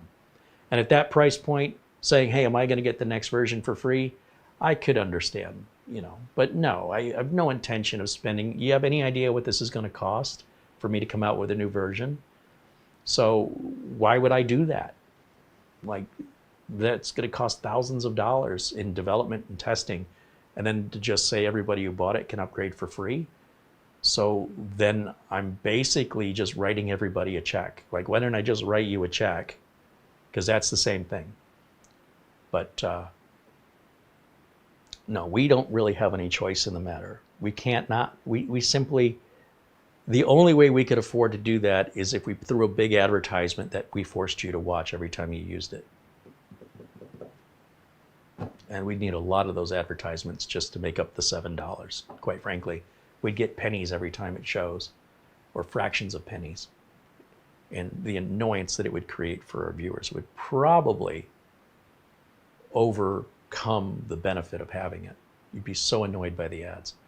So we've got to strike a balance there, but we don't have to gouge people, and we also don't have to give away the shop so that we have no business tomorrow. That's what we're trying to do. It's a very difficult thing to balance, and we appreciate you understanding the reasoning behind it. We're not a big multi-million-dollar corporation. Doubt we ever will be. In fact, we wouldn't be where we are now with all of our supporters, and we can't thank you enough for it. Okay, so we're back to Windows now. I'm going to just hit Windows Update one more time because, I mean, I thought I was caught up. It seemed unbelievable to me that we only had one update, you know, brand new out of the box. I think I started this video by mentioning I found that quite surprising. So let's check one more time, see if there's any updates to our updates. Yeah, looks like we got a few more things happening there. And then when those install, we'll reboot, check one more time, and eventually it should say that there's no more updates. All right, let me go back over to the chat, see what other questions you have.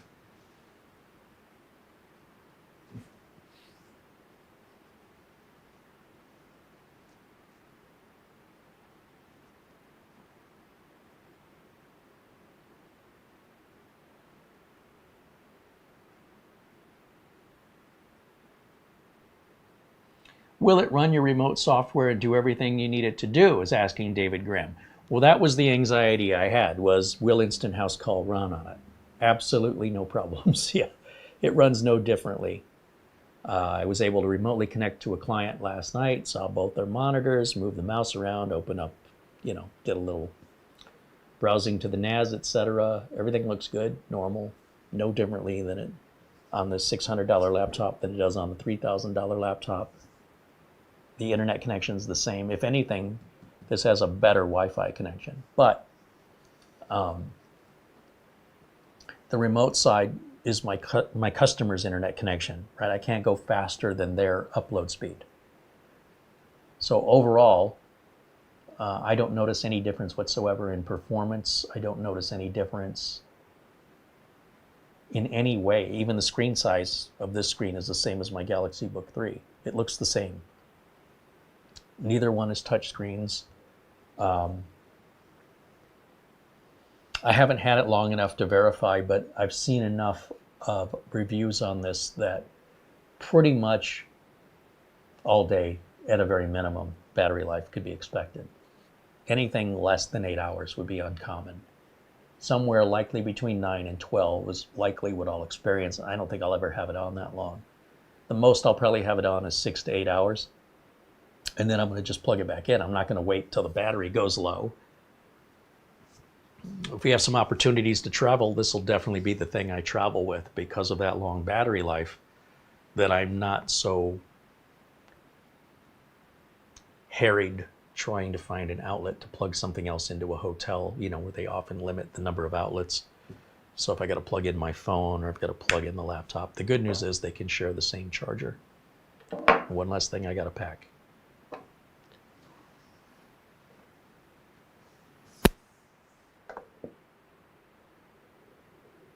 Kelly Stewart joins us. He said, I heard that you weren't a Samsung fanboy. I'm not one either. I just have a Samsung S3, S53, an Apple iPhone 11 all working. I like where the value is. Samsung may not always be a good value in the future, but currently with the marketplace today, I think you get a really good value on Samsung products and good quality for the price. I can't say the same for Sony. Sony tends to be quite a bit more money and not necessarily built of any better quality in my experience. So why pay the extra to get to basically the same thing? You've also got lesser brands where the quality's not there and the price is cheaper. And that's not really what I want either. So for me, that middle ground between what's too cheap and what's too expensive, Samsung's kind of sitting there for me in my personal preferences and values. So I'm kind of a fanboy, but at the same time, I have no loyalty to them. The minute they start gouging on their prices or they start releasing crappy products, I mean, yeah, the Note 7 would blow up, you know. I didn't buy one of those. They fixed it. But if the Note 8 also blew up and the Note 9 blew up, guess what? I'm probably not shopping Samsung anymore. Peter VZ with a €1 super chat. Thank you, Peter. Also joining us from the Netherlands. Jason Rywick joins us, says hello. Let me scroll back a little bit where I was here in the chat because I had not caught up. Michael MacArthur, now a member for 31 months. Hello, he says. I thank Carey and Mara for all they do. Happy Friday. Thank you, Michael.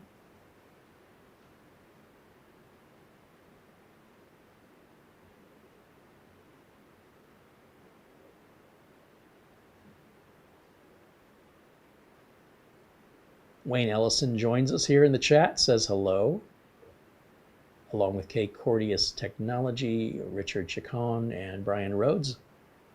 Welcome in, guys. Welcome in. William Lynn asking about the sound. Okay, I wanted to talk about the sound on this laptop because out of the box it sounds terrible.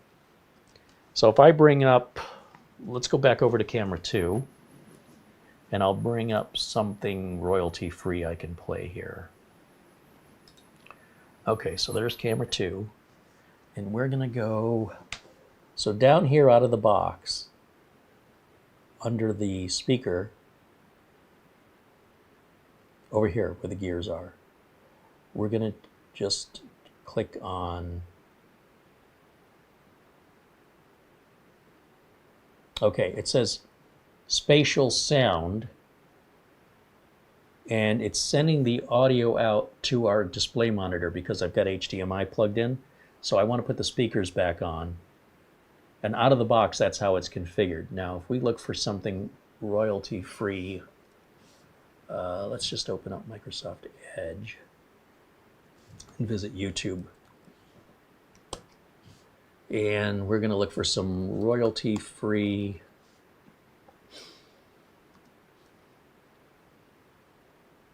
music.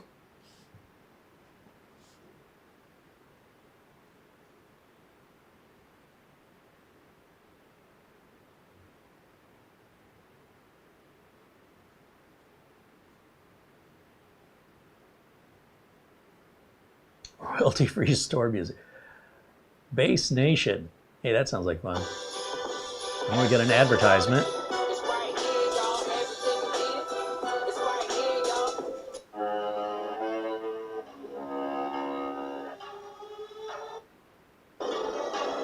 See if we can get some music.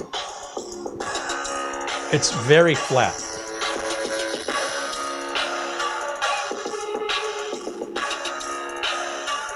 But if I come over here,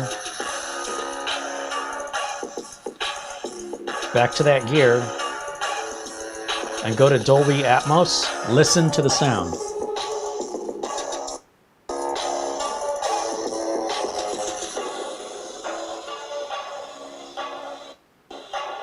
I'm not hearing much difference on this. I need to find something else.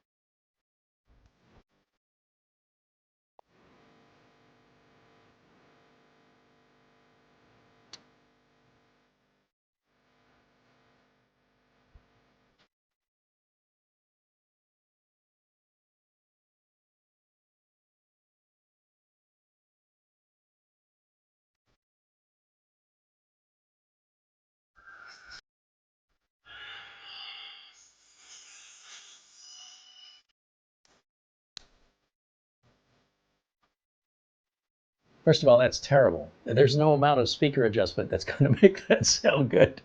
Let's try just spoken voice, because that's really where I noticed it. All right, so in my previous video, you saw that I swapped a CPU and motherboard combo and actually a power supply. I took this one out. This one is the 6700K with the Asus Z170 chipset motherboard. And I went ahead and put the cooler, I swapped the cooler. So I put the cheaper cooler. This is just a stock. I'm not sure what's different, but I can tell you When I initially turned this on last night and I was testing it, the audio was very quiet and it was very flat. And then I turned on the spatial audio and it just all sounded so much better. I'm not sure why there doesn't seem to be any difference now, unless it's because I got the HDMI cable plugged in. You look concerned. No, not concerned. What I find this a little weird. I wonder because it still sounds like a can regardless. However, in person, I noticed the difference when you did that yesterday. Yeah. So, and then also when you turned it on, and the Windows sound. You know what? I'm going to unplug it from HDMI. I'm wondering if Yeah. something is not configured right. Because when we just had this out on the desk, very similar that we have it now. Let me reach over to camera 1 here. Let's do this one more time. Spatial audio off. Yeah, I mean, it made a big difference. Yeah. Okay, it's off right now. Stock until cooler on it. That's now, flat. this may not and probably That's won't off. cool even the 6700K properly under a load, but for installing Windows, perfectly fine. We need to reinstall Windows 10 on here. I did put a cheap NVMe on here. I'm curious if it'll work, because I think it came out of like an Optane or something like that. I'm not sure. Well, in person, it doesn't sound like a can anymore.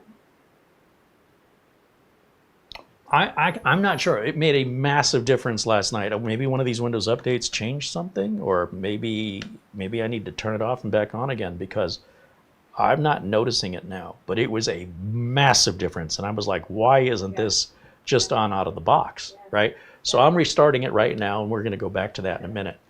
But the speakers are pretty much the same as on the Galaxy Book 3.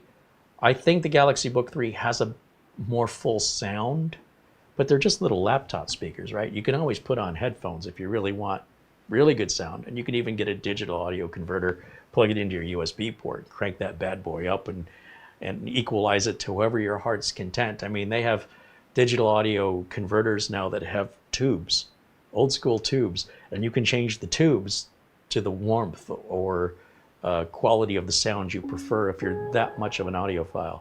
So yes, I'm not sure what changed between last night and today. I'm not hearing any difference between off and spatial. It's almost like the spatial audio is on, and it brings a lot of volume with it. So typically when I turn spatial audio off, including on my Galaxy Book 3, the audio is very flat and low. And then the spatial audio turned on, again, just using the laptop speakers, they sound more like a typical Bose type, how was that little tiny Bluetooth speakers filling this whole room? That's what the spatial audio does. And so far as I can tell, it feels like spatial audio isn't turning on correctly. I'm not sure why. I want to try one other thing here. I want to bring up YouTube one more time. And I'm trying to think what we could go to.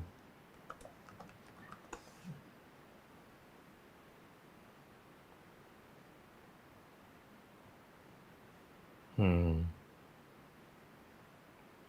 so worried about a copyright violation. I'm not normally listening to music. Like normally I'm watching videos. Like we'll go to Doug Bett's channel.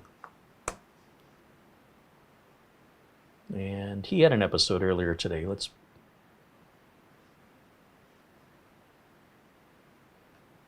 bring that volume up. And all right.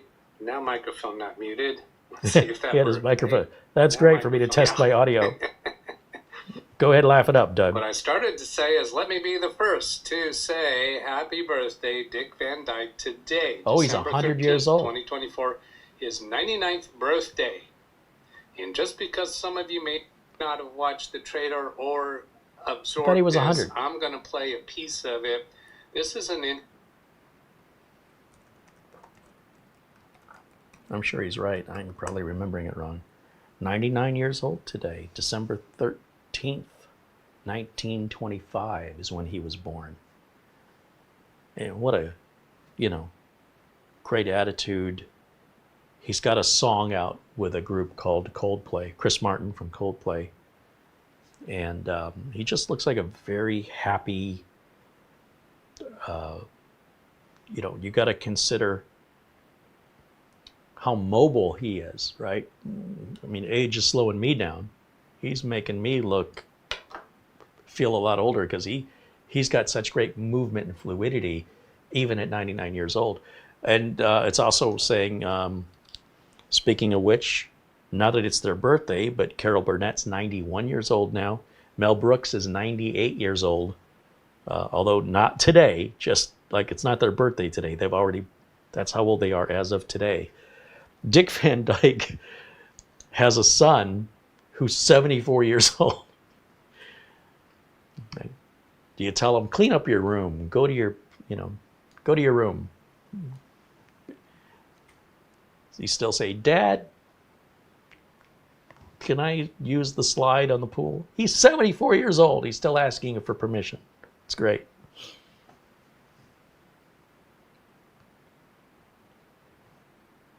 Anyway, little sidetrack there with a squirrel moment. Let's get back over to our capture card. And let's talk about the BIOS. First of all, we're going to just reset into the BIOS here because I want you to see if we go to Windows Update and then we go to Advanced and we go to Recovery and then Advanced Startup Restart. Right? Nothing about Windows is any different. It's not like it's a different version of Windows 11 that you use differently. It's just in the coding part of Windows and the emulation side of things. So you don't have to learn anything new. Like if you were using a Chromebook or a MacBook, you'd have to learn their, there's a word for it.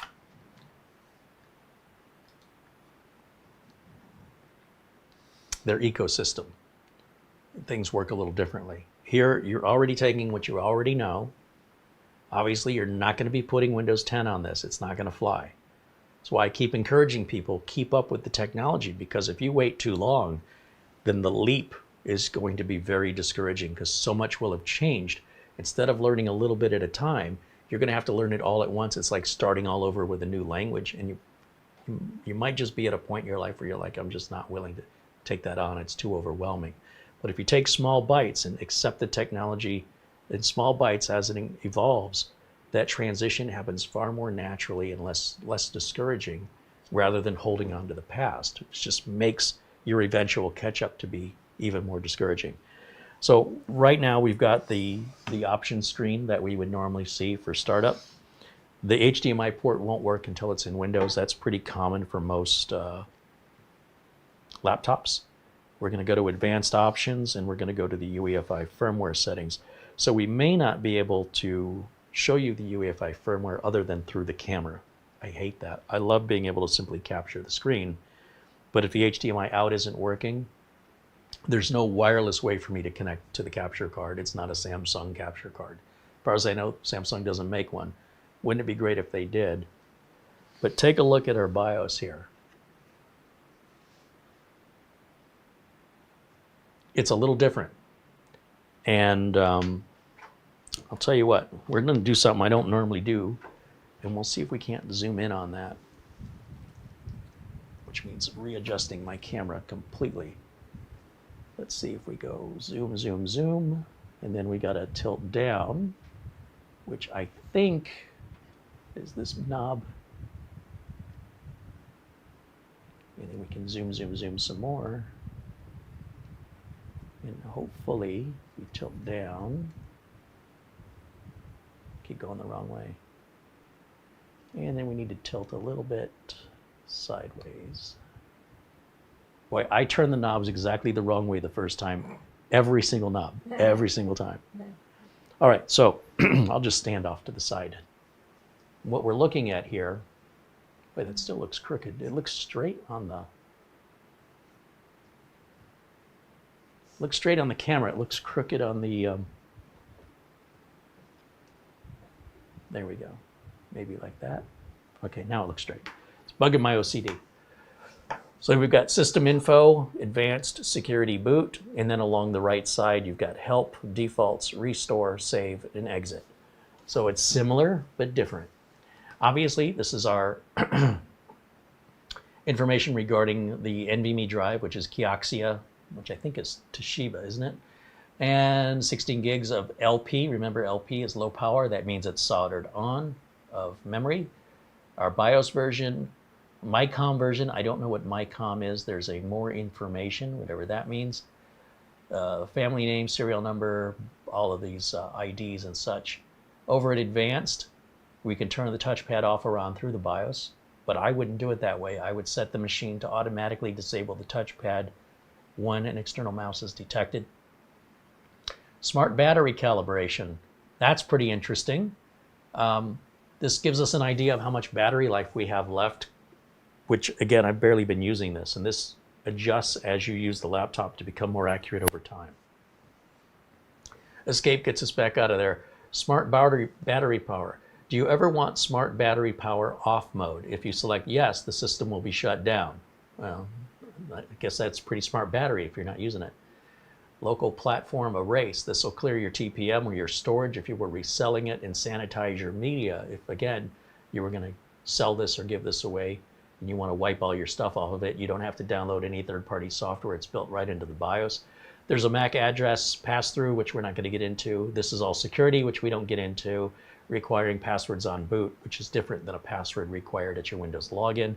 And then some rules regarding, how to set the security password minimums, your boot options, a little bit of an explanation down here, and then of course secure boot mode, fast boot, fast BIOS mode rather, which is off. I don't know what that does. Our USB bootable LAN, I don't want to boot it from the LAN. I mean, you could leave it on or turn it off, but you could have this boot up automatically every time you plug it in. Like, if the only time you're ever going to plug it in is because you need it, you can save yourself the effort of having to push the button. I think there's a fingerprint reader built into the power button, if I'm not mistaken, right up here in the corner, but I don't use it, so I'm not sure. Some models of Galaxy Edge have that. I don't know if this laptop does or not. If you make any adjustments and you want to save them as your defaults, you'll hit the save button for any changes. If you want to undo those or you want to go back to the defaults, that's with those two buttons. It's all pretty simple. Help brings up just general help. It tells you that you can choose F3, F9, F10, or escape at any time. These functions are available regardless of where you are in the BIOS. What I was curious about, and let's see, yeah, I don't see anything about a fingerprint sensor on this model. And quite frankly, I'd rather not have it, but it is possible that the unit you buy would be touchscreen, could be a 14-inch screen, it could have the fingerprint sensor. It does have a web camera built into it, just a 1080 webcam with a microphone. Pretty basic, so you can do your Zoom meetings, etc. And that's all there is in the BIOS. It's pretty straightforward, and again, you don't really have to worry about your battery management or anything here. It's all going to be, unless you turn this off for some reason, whoops, there goes my focus. Unless you turn this feature off right here, then you can go back to the old school way of managing your battery manually. But as long as you just leave it alone, it self-manages, and this is what I was trying to explain. See, like it says calibration, but there's no button to click. It's not like you can say, drain my battery, recharge it. That's the old school laptops. This is more or less just a status indicator. So, any event, we'll hit exit here. Restart without saving, yes. And you'll see actual boot time. Now the camera's going to have a really hard time focusing because of this reflective surface, and there's light coming out of this, just like a flashlight, and it affects the camera's lighting and focus because it's just like shining a flashlight into the camera. It's just not as bright. As a result, because of the shiny surface of the screen, unless we lock the focus in on the camera, but that means as soon as I zoom the camera out, then I won't be in focus anymore. So that's why I like to go HDMI out, is we avoid all of that and we get a much better picture quality. Now let me zoom this back out. I'll see if I can't put it back the way it was here. We are live, and there's nothing like doing this adjustment live. I want to go back to about, well, we have to see the whole table, and then we need to raise it up, and we need to tilt it back. I think, is this my tilt? Yeah, there's my tilt.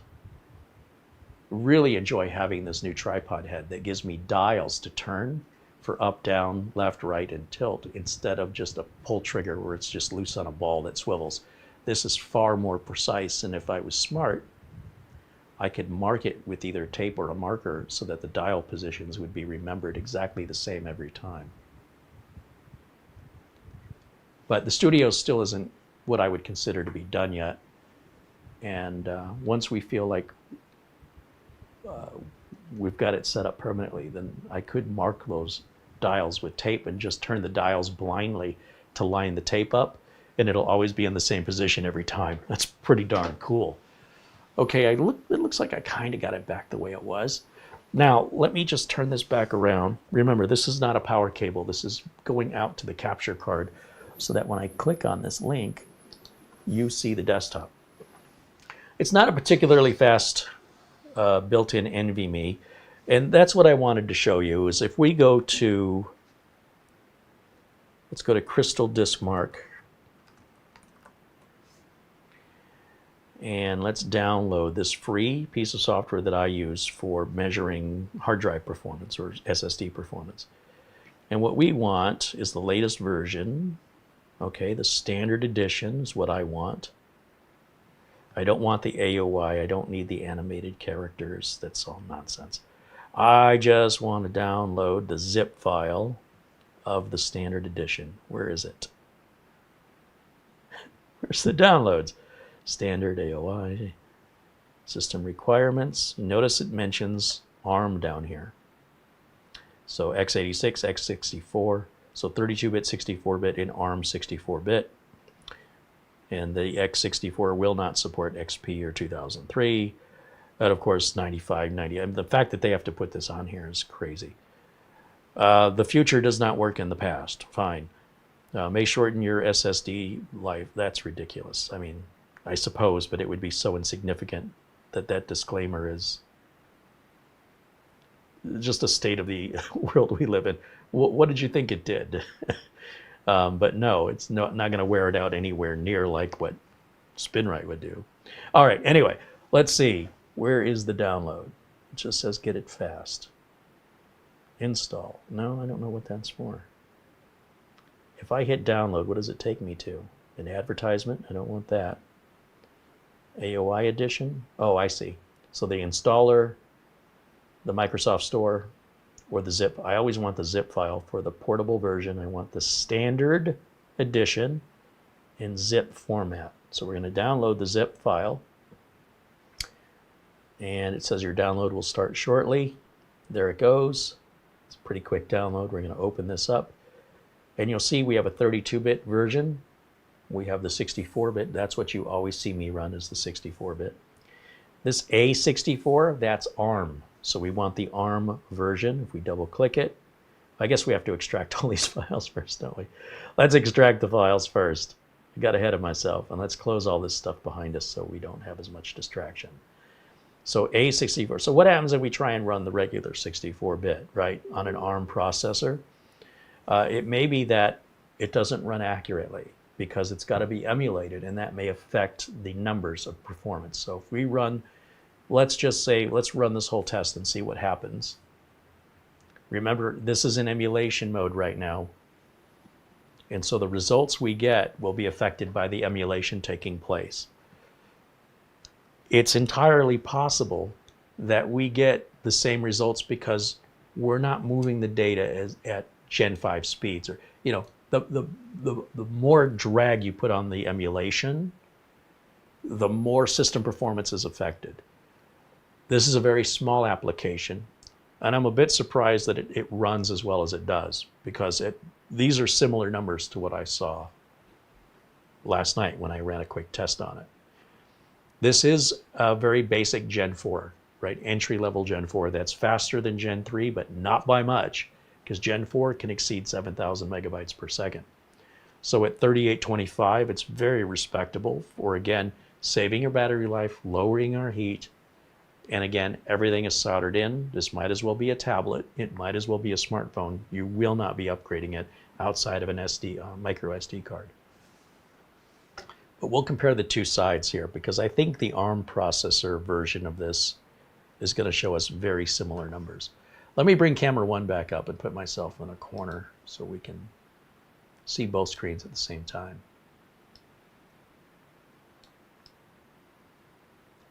And back over to the chat room while we're waiting.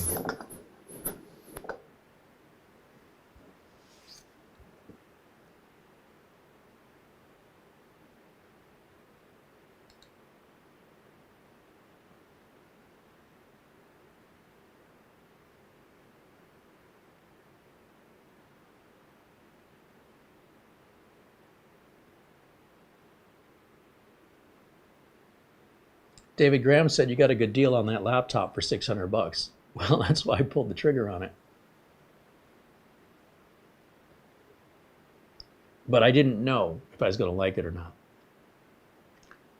I figured I'm going to like it if the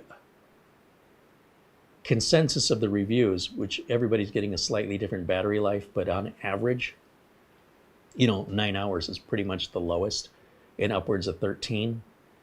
And then, of course, the manufacturers are saying up to 22, but that's if all your conditions are perfect and you're just watching movies.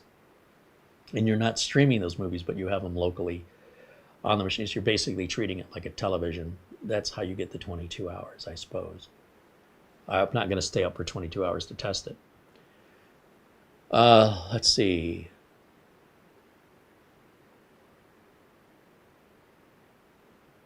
Scrolling.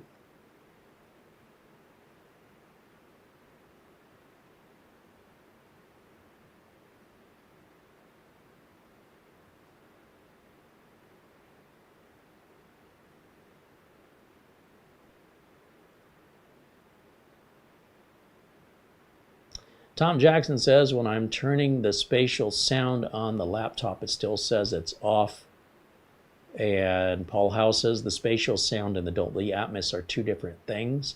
Well, you know what? Maybe that's the problem. Maybe that's what I'm making a mistake on. We'll go back and look at that here once this test is done.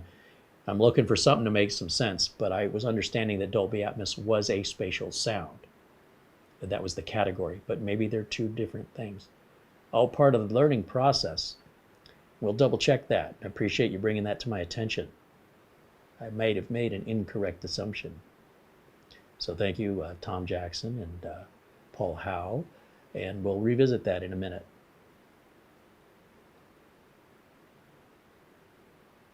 Thomas Jaeger jumps in the chat, says hello. Now, do you have other questions or concerns about this laptop? Anything you want to know? Well, we've got it open. I'll do my best to find an answer, or we'll just ask Copilot, see what it says. You can always go to Samsung's website to read more about it. There's already lots of reviews on this laptop here on YouTube from months ago. Again, those that were, eagerly awaiting the Snapdragon processors, especially with the way the marketing companies made this out to be. I mean, they held this in front of us, right in front of our nose, and teased us with it for 3 or 4 months before the product came out. They even let Gordon over at PC World hold one and talk about it, but he wasn't allowed to turn it on until a certain date. That was a very suspicious move. That's immediately when I thought, something's up here. They don't want to let the cat out of the bag too soon. So they build up all the hype. They release the product. A bunch of people line up to buy it, pay full price to get it. Sells out real quick. Too bad, so sad, you lose. And then the people who get it go, wah, wah. This isn't as good as it was made out to be. It's not bad, but it is not the way it was marketed.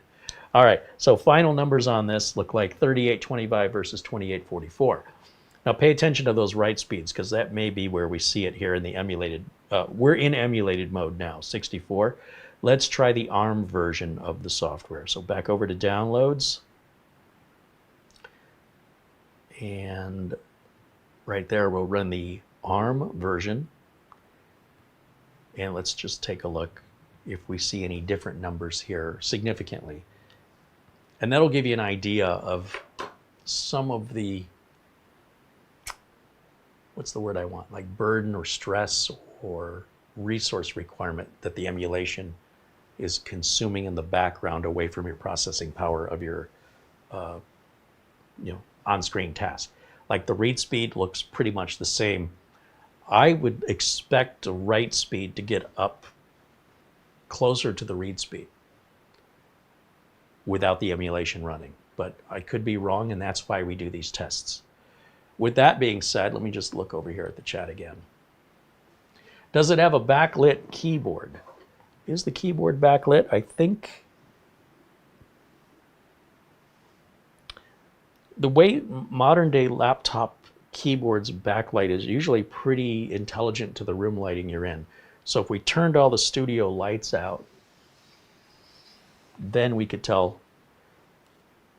We do have our function buttons for controlling the brightness of the screen. I've just left everything at default. I'm not quite sure where our screen brightness is at. We've got F4 for how we want to control a second monitor as an extension to our desktop or a duplication of our desktop. Would you do me a favor and hit the lights right there? I'm just kind of curious if this, it may still not be dark enough to notice. If I hit a button, nothing's lighting up that I can see. And I don't see a button on here for control, manually turning it on or off. Wait, what's this one?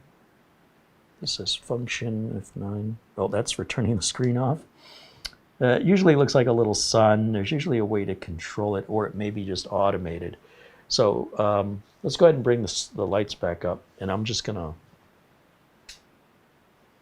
Google that and see what it says.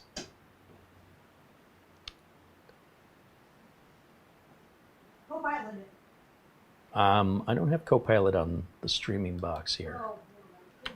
But otherwise, if I wasn't interrupting my benchmark, does Galaxy Book 4 Edge have backlit keyboard? It says it does, but it doesn't tell me how I turn it on. The product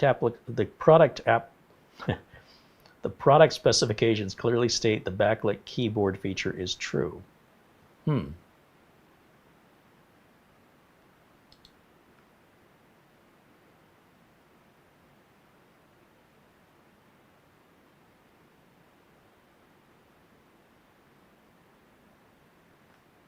looking to see if there's photos of it.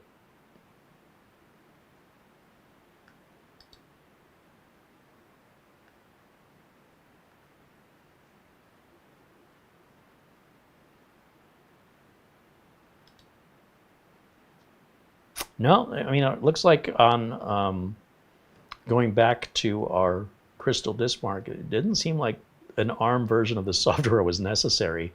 It looks like it's reading it pretty accurately either way, with or without the emulation. Not quite sure why they. First of all, it's a small application. It's no big deal to recode it in ARM versus Windows, which is millions of lines of code. But at the end of the day, if it's not affecting the test results, I don't know why they bothered. That's interesting, pretty interesting to me. But that's why we know through testing. Yeah, I'm trying to figure out, do we have a backlight button?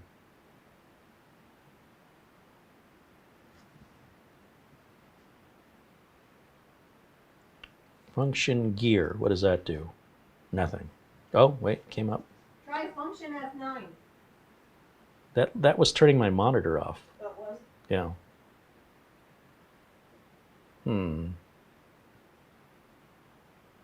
Well, there's our final Crystal disk mark results. And again, it's not a rocket ship, but it's also not generating a lot of heat. And at 512 gig, you're not going to have a lot of storage space there. Oh, and it's still running. Almost done. Yeah, you know what? I never even thought about checking it for a backlit keyboard. The keys are white. It does look like a light could shine through them. And they do make a number of different Galaxy Book 4 edges, right? They have 14-inch, 16-inch touchscreens, non-touchscreens. So is the one that we bought, does it have a backlit keyboard on it? It looks like just the 16 has the backlit. Well, this is a 16, but there's several versions of the 16. Yeah. So if we go over here to Samsung Galaxy, again, I didn't need to type Samsung. Galaxy Book I think just the touchscreen. 4 Edge. And that's why you've got to really pay attention to the details when you're ordering these, because there are different versions and there's more to the versions other than just the CPU and the RAM and the storage. There's more to it than that. Like I mentioned, the screens could be touchscreen or not. I believe this is the only version they make without the touchscreen. And of course, you're going to pay more for the touchscreen. Tells you how you can control your Galaxy phone right through your desktop.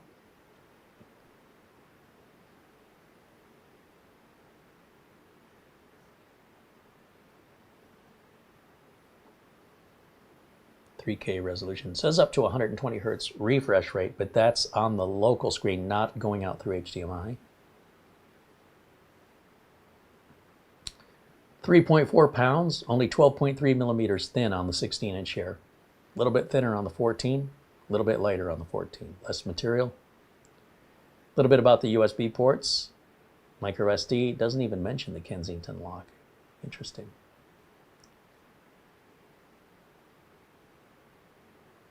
And of course, sharing files between your phone and PC. It's all seamless with Samsung's interconnectivity within their ecosystem. So I think we have the 15.6, this one that says new. Yeah, okay. So this has the Snapdragon X Elite. You know what? Let me get rid of my camera. You guys don't need to be looking at me when you can. I'm covering up information here. Sorry, didn't mean to do that. So here's 3 models, the Galaxy Book Edge 14, which is a touchscreen. Didn't mean to push on my touchpad. The Galaxy Book Edge 15.6, I'm calling it 16, but clearly it's not quite 16. It's a little bit cheaper. The Elite is the best Snapdragon processor, window-based processor. The Plus is a step down. There's probably a $200 price difference between those two. And they're very similar. One's just a little bit faster and has 2 more cores. I think 10 cores versus 12. You'll see that the version I have has up to 27 hours of video playback. Video playback. They're very specific if you're not paying attention to the details. Ports are pretty much similar between them, except the 14-inch is smaller, doesn't have room for as many ports. But when you look at the pricing, this middle one, which is what we have, with Windows 11 Home, it's $899. You can change the processor to the Snapdragon X Elite, and there's 2 different versions of the X Elite. They're both 12 cores, but one, this is the actual model number, X1P-4200-100 versus the X1E80-100 versus the X1E84-100. These 2 are the same chip, just running at different clock speeds. This one, oh, it's an 8-core. I thought it was 10, so it's an 8-core. The minute you jump up, you go up $500 here, 450, and another 100 here. And then your RAM and storage bump to, let's see here, it's 16 gigs and 1 terabyte versus 16 gigs and 512. Remember, you can't upgrade this versus what we have here, right, is still 16 gig 512. Screen size and color is not available. And we'll just double check as we select each model. That changes to a 16-inch from a 15.6. And this is available in 14 or 16 with a $100 price difference. So all these little details as you go through the specifications and configurations. And then, of course, if you have a device to trade in, they do take some trade-ins, and that helps get rid of your older devices. And you can trade in older PCs, phones, or tablets. You select your whatever it is you want to trade in, and they'll give you an approximate value for it. And as long as you're accurate in your assessment, that's what they're going to give you. If you are optimistic that yours is better than you're saying it is, they're going to let you know, okay, we just received it, and it isn't as good as you said it is, or it isn't the model you said it was. It's so, you know, we're going to update our trade-in value.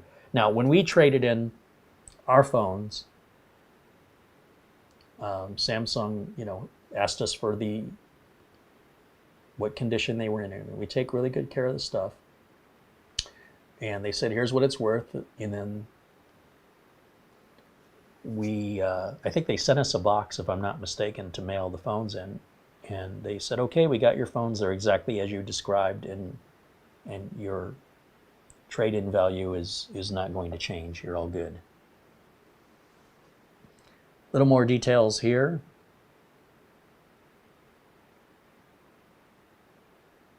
Let's go back to that audio stuff. Let me see if I wasn't turning spatial, because I thought that when we go to the sound, that spatial audio, you see the little line right here? There's a blue line that says Dolby Atmos for speakers. If I click on off, you see how the blue line moved? That off doesn't go away. And I think that the viewers here are making the same mistake I made initially, which was, why isn't this changing? It's just, think of that blue line as a checkbox that shows you your current status. Are we on these speakers or are we on these speakers? You've got to follow that line. The information on the screen doesn't change. So you notice how it says output device in bold, and then it shows two output devices. Pick one or the other. And here it says spatial sound in bold. And what kind of spatial sound do you want? Do you want it off? Do you want the Dolby Atmos speakers? Or do you want Windows Sonic for headphones? Or do you want Dolby Atmos for headphones? Then of course you've got your volume mixer here, where you can say, I don't want my browser volume to be louder than my music volume if I'm playing both at the same time. It enables you to individually control how loud you want the volume to be. That's part of a Windows 10 and included in Windows 11. It's not a necessarily feature of this laptop. It's a feature of Windows. We never really talked about it before. But if you have multiple windows open and they're all sources of sound, you may want one sound to be louder at all times than other sounds. And that's where you, essentially that's what a mixer does. And it's just a virtual mixer, so you can control the sound sources and how loud they are. By default, everything's of equal volume. So yeah, that's what turns it off, that's what turns it on. And then that's how that works.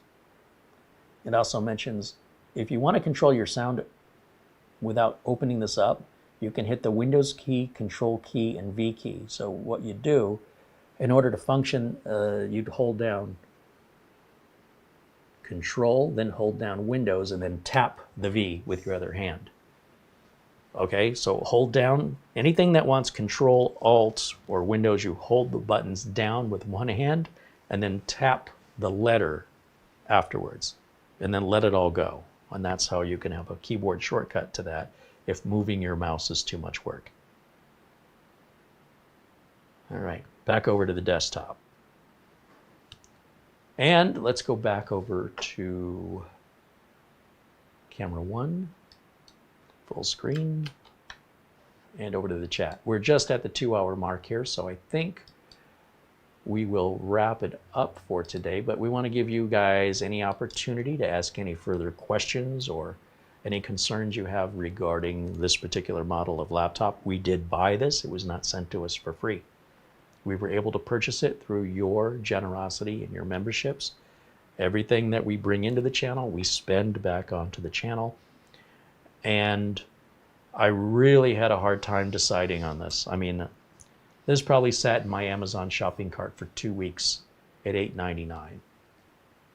And I was just, God, that's a lot of money just for something for a remote access tool, which is why I want it. And this video will never make back $899. It's simply the way YouTube platform is. This video in the next month might make $80 maybe, tops, and then it'll never make that again. It'll just, next month it'll be like $20 and then $2 every month after that. So I have to create a lot of new content. And, you know, if you do the math on that to figure out, if you know what your house payment is, you get an idea of what I have to do. So I'm glad I bought it. I like it. It's built like a brick. It is not plastic in any way. It's got a nice weight to it. It feels like it's really, you're getting your money's worth. And at $5.99, I mean, that's fair. It's not a steal, but that's fair. $8.99, even $7.99, I think is a bit much. If I go over to Micro Center. I wonder if they still have it on sale. Let me take a quick look.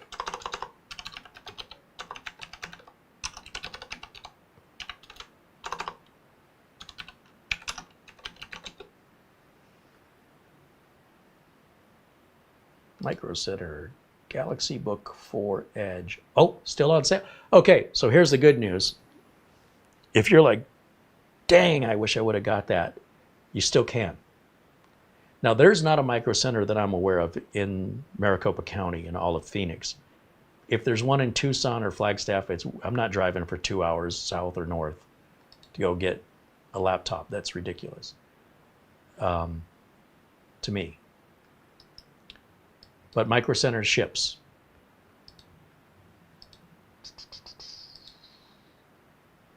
Window capture.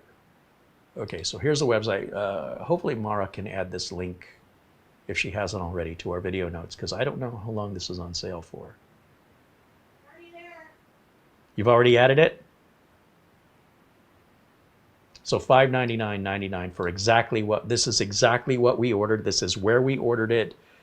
We used the, was it free shipping, or it was like a $20 shipping UPS? It said there was no specified date it would arrive. And we got it within, what's today, Friday? I'd have to look at my order history. When did I order this?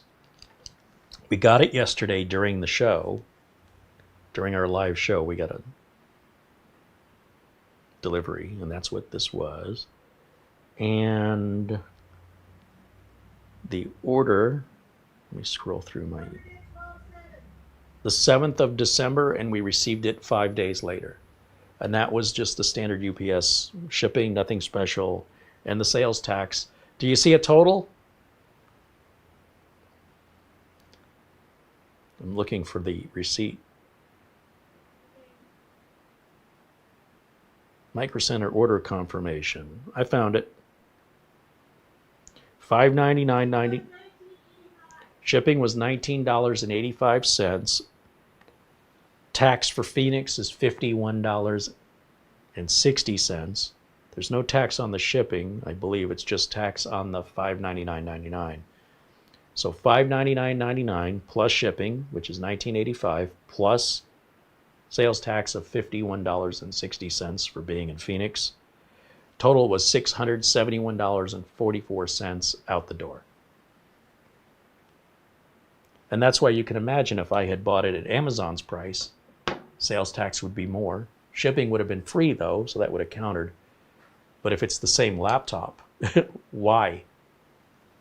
Even if it was the higher end laptop, the battery life goes down and my remote access is still going to work exactly the same. So with performance, there is no difference for me other than saving money. So that's how I'm making that decision.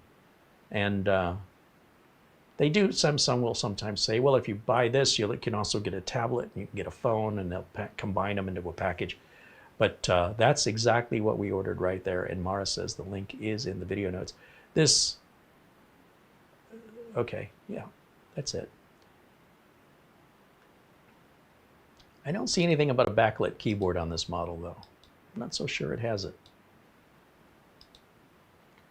If you follow up with me, I'll be able to tell you when I work in the dark in the next week or so as I start to warm up. Backlit only comes on the touchscreen. Oh, so no backlit keyboard unless you buy the touch screen. That's why it also says 27 hours instead of 22. Oh, the battery life you think is increased because it doesn't have a backlit. Correct. That makes sense. If you turn the backlight off, then you get a longer battery. But how do you work in the dark? Great question. I guess you're not. I guess the light of the screen will have to light the way for the keyboard. Right. I don't know. But there you go. Let me go back to the chat once again. I was looking to see if there were questions. And let me return back to that task. Dustin says, great stream as always, Carey and Mara. Thank you, Dustin.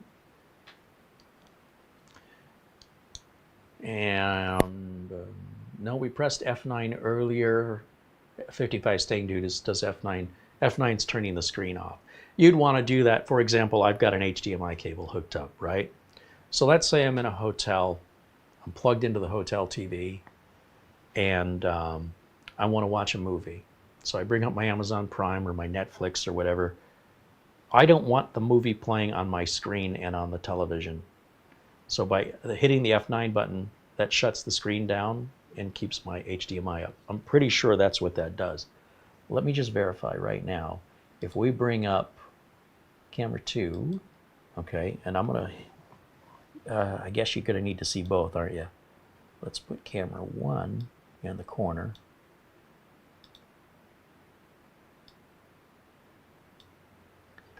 And then let's hit function F9. See, the output to the capture card is still on, and this saves battery life. And therefore, I can continue to watch my movie. Now, if I close the lid, will it go to sleep, or will I, yeah. So that you might want to adjust it. So let's say you're at the hotel and you're watching a movie. You might want to close this and move it aside. You'd want to adjust what it does when you close the screen for that. But otherwise, if you do close the lid while your movie's playing and your screen is off, it's obviously going to interrupt your movie playback. And then by reopening it, you'll see that the F9 undid itself there, right? That we're back. So you don't have to hit function F9 if you hit function F9 and shut the monitor off, and you watch your movie and you set this off to the side, you're like, okay, I'm done with my movie.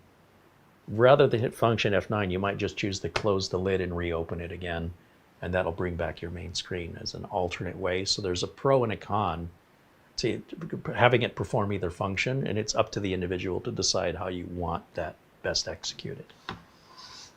And then if we wanted that monitor, the capture card that you guys see, we can make it an extension of our desktop rather than duplicating, which we're doing right now, the desktop. If we hit function F4, I think it's F4, we have our options here. If we want just the PC screen, if we want to duplicate, extend, or second screen only, that's another way to get to that. If we extend the desktop, then I get the left side and you get the right side. So I can drag the mouse over here and drag the mouse back onto this screen over here. And then of course we can adjust if we want the second monitor on the right, on the left, down below, or up above. All of that's based in your Windows 11 settings. It's not unique to the laptop. It's a function of Windows 10 and 11, or even Windows 7 before that. And again, function F4 will bring that menu back up, and we'll put it back duplicate. It's kind of hard to tell when we're in extended desktop or duplication mode. Usually the icons on the desktop will remain on the left or the right. Let me do that one more time. Extend. Yeah, you'll see the icons go away. So that's the extension. That's where our desktop extends to the other monitor. And duplicate is where the main monitor is duplicated onto the secondary monitor. And then of course you can have main monitor only, shutting off the second screen without unplugging it, or second screen only, which is basically what the F9 key does. Okay, so that's why that's there. This is particularly helpful if you're running a business and you want your customer to see a screen, but not every screen. So you bring up the customer's side of things, or the side of whatever it is you're doing, right? You bring that up to the customer, and then you turn that monitor on for the customer by hitting function F9, or not function F9, F4, choose duplicate, and you can have the customer say is sitting on this side of my desk. I want to go over their taxes with them. I bring up their tax form. They're looking at the same thing I'm looking at. I get their answers, and then I hit that function F4 again and turn that screen back off so I can go back to looking at other information I may not want to share with them. It's really clever. Or perhaps you're in a meeting in the office and you're sitting around in a conference room and you want to be able to demonstrate something, PowerPoint presentation, right? You've got the laptop maybe hooked to a projector. You can activate that projector right here through the, well, you're not activating the projector, but you're activating the input signal when you're ready. So you can have the privacy in a room full of people, and then when you're ready to, when you've got the screen up, then share that screen. So there's lots of reasons and examples of why that is needed and why it's added to the laptop. A lot of average ordinary users never even use those functions. It's mostly a business function or somebody who travels a lot, which is usually a business function. All right, let's go back full screen now. And again, thank you for all the questions. Control F should bring me back full screen here. If you have comments, questions, or want to reach out to the channel, our email address right here on the screen. And let me just take another look for any other questions here. $20 super chat from Craig Casabona. He said, it's nice to see you live again. I don't get to see you live a lot. We've been live every day for the last 9 days, but we're here if you are. So we're glad that you found some time to join us, and we're happy to see you. Thanks so much for hanging out with us today. Nick Caffrey says, that's a very nice machine all in all. I could say that about any of the Samsung laptops. Like the Galaxy Book 3 is great. This is wonderful too. There are things I wouldn't want to do on this. It'd be a little too slow for my needs. But things like video editing and stuff like that, that's what the other laptop's for. And to not have to go to the machine, but to have the machine come to me, meaning I can have one machine in one room and another machine in another, is almost like me having multiple glasses in different rooms, so I'm not looking around for my darn glasses. Granted, these cost a lot more money, but on the other hand, these need to be replaced every year, right? My prescription changes every year. That should be good for, I would imagine, 6 to 8 years, and any use beyond that, I would consider bonus. And that's provided you don't spill it or spill anything on it or drop it or, you know, mishandle it. But if it's taken care of, it should be more than capable for at least 6 years.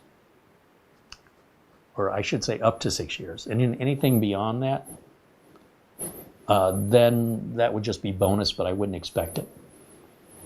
And if you're worried about warranty, you might want to buy an extended warranty since nothing on this is repairable. So if you plan to keep this for longer than the warranty, in other words, I don't know what the warranty is on this. We'd have to look it up. Maybe Mark can look that up while I'm chatting. But whatever that warranty is, it's probably 1 to 3 years, somewhere in there. Maybe as little as 1 year, maybe as much as 3, maybe it's 2. And if the lifespan of this has a potential of what I would predict at least 6, that means once you're out of warranty, for whatever reason something fails, the cost of repairing it is likely darn near the cost of replacing it, if not even more so. If you have the intention that you want to keep this for 6 years, get the extended warranty to take you out as far as you you plan to keep it, so that you're covered. You'll have the inconvenience of being down, but you won't have the added expense. It'll be covered. Unless you caused the damage, right? You spilled something on it, you dropped it. That's not a warranty issue. I don't normally recommend extended warranties, but when you're dealing with something expensive and proprietary, and your intention is to keep it as long as possible, if you do not buy the extended warranty, you will probably find if something happens, it's cheaper to replace it, even if it's only 3 years old.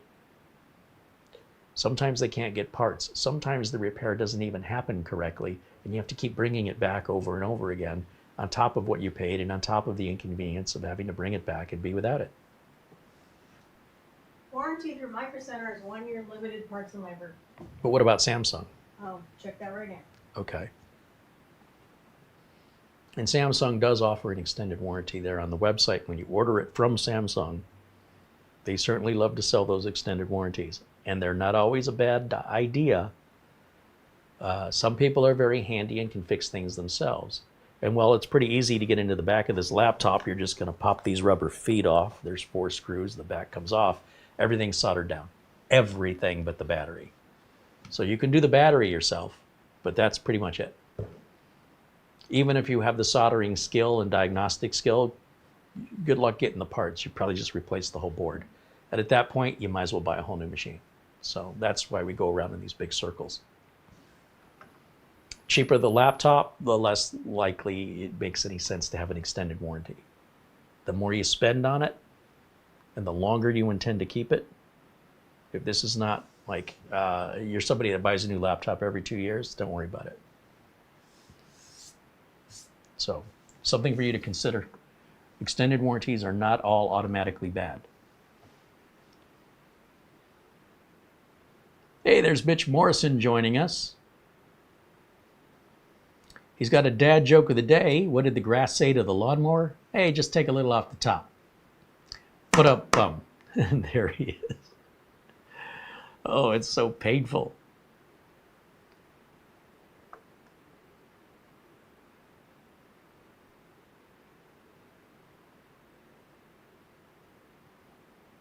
Mark Gaines says the instructions say you press the FN key and F9 at the same time. There's an unfortunate lack of proper communication from engineers to like normal human beings. So a function key or a control key or an alt key, you would press that key first and hold it down, and then the next key you hit would be, they phrased it poorly. Otherwise, what they're asking you to do is do this, which first of all hurts my fingers. Secondly, you're putting way too much pressure on those keys, because whether you realize it or not, when you press simultaneously, you're always pressing harder than if you just press one down and then tap the other key. Now, it's not to say you can't do them both simultaneously. You don't have to. It's difficult. It's hard on your fingers. It's hard on the machine. And that is poorly written documentation. But try and see for yourself. It functions the same either way. One's just easier on your fingers in the machine than trying to time having both fingers hit at the same time. You're not playing a piano. All right. Let's see.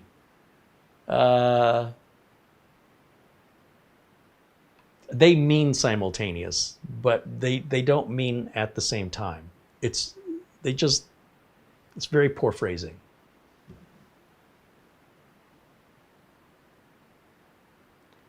Gray Wolf wants to know, does RoboForm work on that machine? Yes, I've got RoboForm installed on here. You don't have to download an ARM version of it. It works just fine. I think Chrome, when I put Chrome on here, did automatically sense that we were on an ARM processor and downloaded an ARM version of Chrome, I think. But again, with the emulation that runs in the background, there's nothing special you need to do. You just download your app and install it as normal. Many applications, well, I shouldn't say many, some applications, when it comes to the ARM version, may not be worth installing. Like, for example, the Crystal Disk Mark didn't make any difference. VLC, if we go to VLC's website, in fact, let me switch back over to here and just show you what I discovered, because I like VLC. I could probably download the 64-bit version of VLC for Windows and be fine. But there is a version of VLC for ARM. And here's what I thought was interesting. If we go to VLC.com, or just VLC here, it's going to default that it detects we have Windows 11, 64-bit, and that's the normal 64-bit version of VLC. But if you hit the down arrow, you'll see there's a version for Mac OS, Linux, Android, and Windows ARM 64, which is what we have. But instead of taking us to a traditional download page, the Windows ARM 64, when selected, takes us to what is effectively an FTP site, showing builds every single day. Somebody is updating this and has been updating this version, fine-tuning it every single day since since May. Every single day. Something's changing every day. I don't know what it is. And this one that's a different color, that's the one I clicked on yesterday to install it, and it really took a long time to install. I don't know what the problem was with it. I don't think they got it all worked out, but it seems to work fine. Now, that being said, I probably could have just done the regular 64-bit version of VLC with emulation and not noticed any difference. I haven't experimented with it yet because I didn't know the 64-bit ARM version was going to look like it froze up during install. Like it took a good solid 15 minutes for that progress bar to move. I have no idea why, but that may explain why there's daily builds. Yes? The Samsung default warranty is 12 months. It is 1 year. There's two care plans you can purchase. One is the VIP Advantage and one is the Samsung Care Plus. So Samsung has their Care Plus and VIP Advantage extended warranty offerings. Exactly, yeah. And did you see how far those go? Well, you can purchase up to 2 years, I think it is. Is it 2 years in addition to the one, or is it just buying an extra year? It looks like you're buying an extra year, but I'll have to confirm that. Yeah, well, depending on how much that is. I mean, Well, one is a 89 and one is like 299. So. getting the warranty from the manufacturer is always preferred, but you might, like, let's say you bought this at Best Buy. Best Buy is a big seller of Samsung. Mm-hmm. Best Buy has their own extended warranty, where Best Buy actuaries effectively are selling you insurance that has nothing to do with Samsung. That may not result in a repair, but rather a replacement of a new model that is equivalent or better than this one, should the warranty need to be honored 3 or 4 years down the road. So that's another option to consider. When you're getting these third-party extended warranties, keep in mind who's providing it. Samsung, the manufacturer, is always solid. A big company like Best Buy, solid choice. If Amazon or Newegg are offering their extended warranties, those should be trustworthy, I would guess, B&H Photo. But if you're buying off AliExpress or eBay or Facebook or Joe's Dollar Marketplace and they're offering you extended warranty, it's just like a car warranty. You might find out when it's time that there's a lot of fine print and exclusions that were never disclosed, and there's little recourse you'll have. That's not to guarantee the big companies don't do that, but it's more likely going to be a smooth process through a reputable company, especially the manufacturer above all. Secondary would be the retailer. If it's a big retailer like Best Buy, they work out, it's effectively buying insurance, right? So Best Buy calculates the cost of the insurance in the likelihood of a return out of warranty where they have to pay the bill, and based on how many customers buy it, how many customers use it, that's how they get to the price, just like car insurance. So extended warranties are just a fancy word for insurance, and it works the same way. Some insurance policies, they will pay you no matter what, but the bigger, more reputable the insurance company is. Yeah, you can only get 2 years. And it looks like that all those care plans do is add some additional bonus to the 12 months warranty, meaning you can call them 24/7. Oh, ongoing support. Yeah, and so they have the VIP Advantage, which allows you to do things like have it picked up. Concierge. Yeah. Okay. Yeah. All right. So good to know. Thank you for looking that up. Sure. I know Best Buy offers their own warranty services, and they're probably more than 2 years, I'll bet you.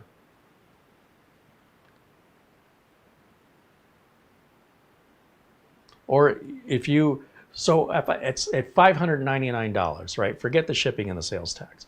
At $599, what's a fair amount of time you think this should last? Just what would you expect to get out of this before you would just buy another one? If this broke in 3 years, would you say, $200 a year, it's a pretty good deal? That's like $15 a month, $12 a month, something. No, I think I was right the first time. About $15 a month. Is it worth $15 a month? At what point would this be out of warranty and it breaks? Would you feel like you paid too much for it? How much reasonable lifespan do you expect to get out of any $600 laptop? Now, if it's a $3,000 laptop, or let's even rephrase it, what if it's a MacBook? If you go to the Apple store and you buy an Apple laptop, whether it's whatever version it is, MacBook Plus, MacBook Elite, MacBook Pro, I don't even know. They are expensive. And in some cases, Apple sunsets the product, so it doesn't even matter if the laptop works. It's just not going to function for you in the Apple ecosystem after a certain period of time. How often would you be buying a new one, regardless of the warranty? And those are far more expensive. And do you have a different rule for MacBook than you would have for the Windows platform? Or is it all the same for you? And do you expect it to last forever? Or do you have a reasonable expectation of how long this laptop should last at a minimum acceptable life versus, the potential that it just runs indefinitely? what would be your minimum on a $600 laptop?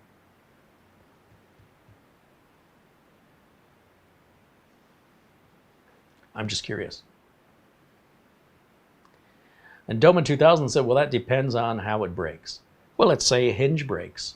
Let's say a power adapter breaks loose. Let's say keyboards or a trackpad stops working. Let's say the monitor won't light up anymore. Something where just through normal wear and tear, you've opened and closed it so many times, you've resulted in a hinge failure that's not common, but it's just the way that you've used it. Not that you've used it wrong. Some people open it, put it on a desk, it never gets moved. They'll never have a hinge problem. Other people open it and close it 15 times a day. They're going to likely have a hinge problem before others. Or maybe not, right? It sort of depends on what you think is normal use. So under your definition of normal use, at what point would you expect a $600 laptop to have paid itself back in value? After how long, minimum, do you expect that laptop to work? I'm just curious. Thomas Yeager says 2 to 3 years. I'm on the same page. I feel like anything after 2 years, I kind of expect to get 3 years, but if I understand, even at $300 a year, that's a little bit rich for my blood. I probably wouldn't buy another one from that manufacturer again, right? I'd say, okay, lesson learned. I should be able to get 3 years out of it. But I wouldn't be so pissed off, right? I'd just be disappointed. But I would say anything after 3 years, I kind of expected it. It's like, well, it was fun while the party lasted. And of course, if you get 6 or 8 years out of it and you treat it well, that's just icing on the cake, baby. I mean, now you're looking at a price of about $5 a month of ownership. Are you kidding me? I mean, it's pennies a day. If it's been a good, reliable machine, why haven't you replaced it? In other words, in that amount of time, the technology will have advanced by 60%. And I'm talking everything from battery life to power, storage capacity, Wi-Fi speeds, processing speeds.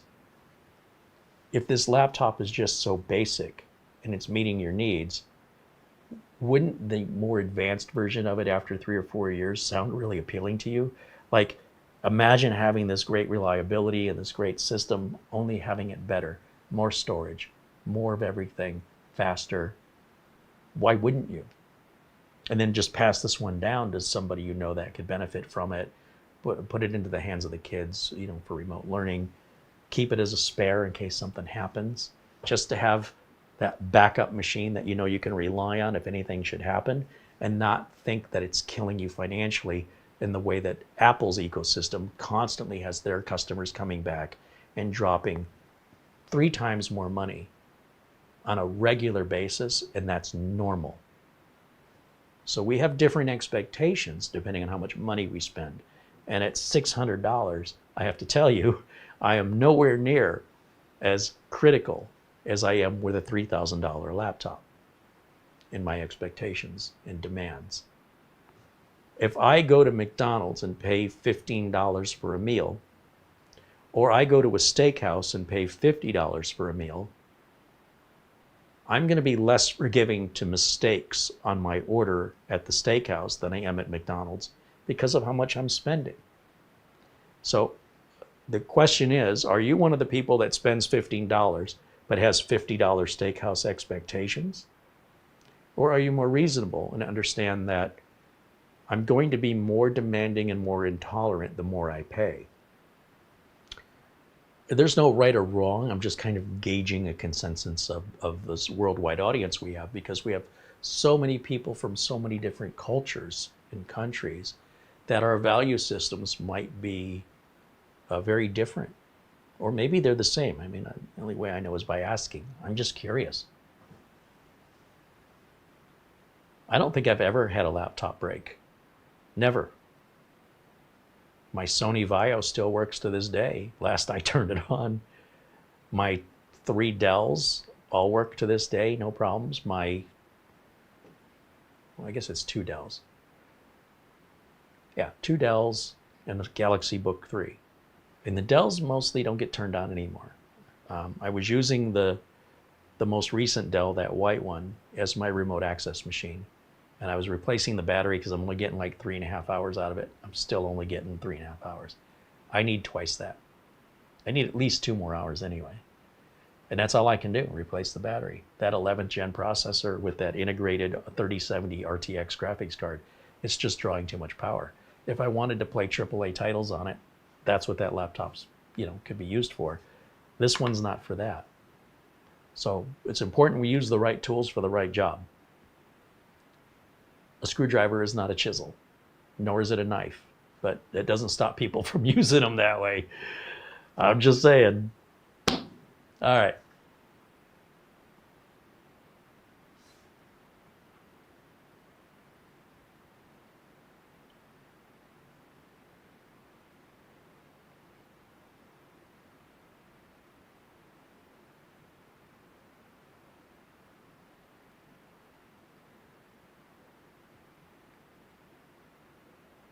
Matthew says, I run devices until they no longer suit my needs, and then I hand them off to my daughter. That usually becomes outdated before they break. Yeah, that's been my experience too, where the laptops just aren't meeting my needs anymore. Somebody else might think, oh my gosh, this thing's amazing. And for me, I'm like, this isn't cutting it anymore. But I don't have a game I'm wanting to play, right? I don't have a want, I have a need. I need to make money. I need to provide my customers with service. And I need the right tools to do that. I don't need the most expensive tools. But if I'm going to go to the garage sales and Facebook Marketplace to buy the tools for my business, I'm not taking my business seriously. It's okay if that's where you're starting, but hopefully you're not holding on to that for too long. We've upgraded our tools here. How many times have I upgraded tools? You don't even see me use any of the same tools that I used to use in 2008, 2010. The electric screwdrivers have been upgraded from nickel hydride to lithium-ion batteries. They now have clutches, whereas before maybe they didn't, or the clutches are auto shut off instead of grinding away. I have the iFixit toolkits now that didn't exist back in the day. It's spudgers that I never needed before, I need today. If I want to stay on top of my industry, I need to keep up with my industry. It's pretty simple. And if I don't, then the end result will almost guaranteedly be that jobs will take me longer and I won't do as many jobs, and then therefore I won't make as much money or have customers that are as happy as they would have been if I could have done it quicker. Which usually means it's cheaper and they're back up and running sooner. So there is a different justification when you're actually using the machine for work versus you're a home user just looking for a new toy. And these are fine toys. Don't get me wrong. They're fine for toys. But there's toys that are used for certain kinds of play and toys that are used for another kind of play. If your toys are watching movies and media, this is a great choice. If your toys are playing games, not a good choice. I think I covered everything. We spent a lot of time talking about this today. I wasn't sure we had 2 hours of content to talk about on a Windows 11 laptop, but here we are, 2 hours and 45 minutes in, and let's see if there's still any other questions. Also, I'll check my phone here. I'll give you guys a little time to ask your questions before we wrap it up. And while I'm waiting for the delay between when I talk and when you hear me, I'll check the phone once again.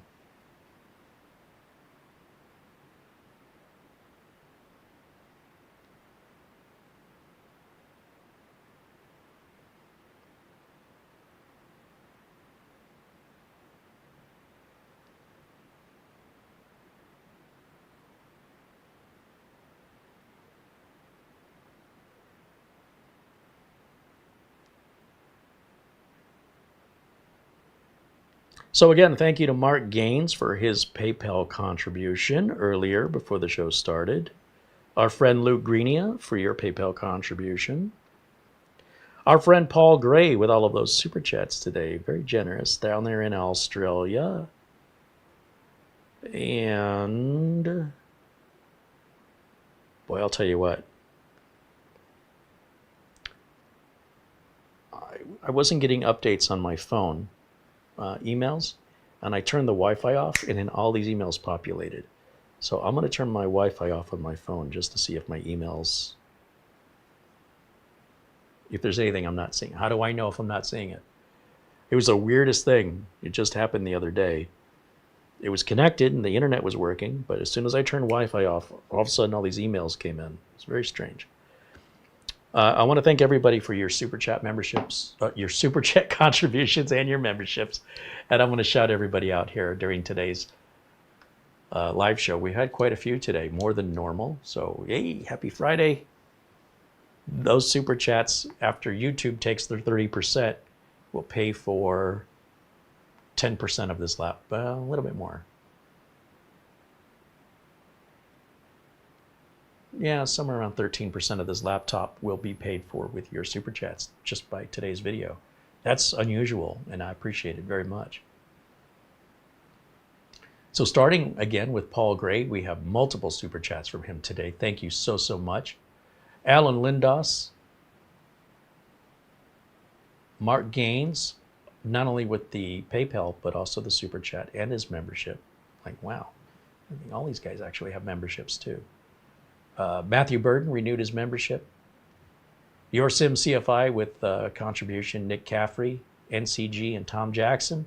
Planet Cryos and Michael MacArthur. Michael MacArthur just renewed his membership. And of course, our friend Peter out there in Amsterdam with a couple of contributions today. And of course, the most recent one, Craig Casabona. Again, I can't thank you enough for that support. And I will follow up with you on this if you have questions in the future asking me, you know, maybe I'm forgetting to talk about it. Feel free to ask for updates if anything's changed, or if you hear something, you know, did I experience something similar? Feel free to bring that up. I intend to be using this for the next couple of years. And I still have a long way to go to familiarize myself with it. Like with the keyboard not lighting up, is that going to be a problem for me? I don't think so, but you know, that might be something to follow up with. I am very impressed with the Wi-Fi connection on this. Connecting to a Wi-Fi 7 router, this thing is 5.5 gigs of a network connection. Wi-Fi, you probably don't have that on your wired connection. That's crazy fast. So at least the stuff that's built in is the latest and greatest, like USB 4. And should, you know, when you're starting with the latest and greatest, should give it longer legs. It should last longer. Should. Sometimes when you buy the cheaper stuff, you're getting yesterday's tech. That's all I'm trying to say. And it won't have the legs as long, and that's why the price is cheaper.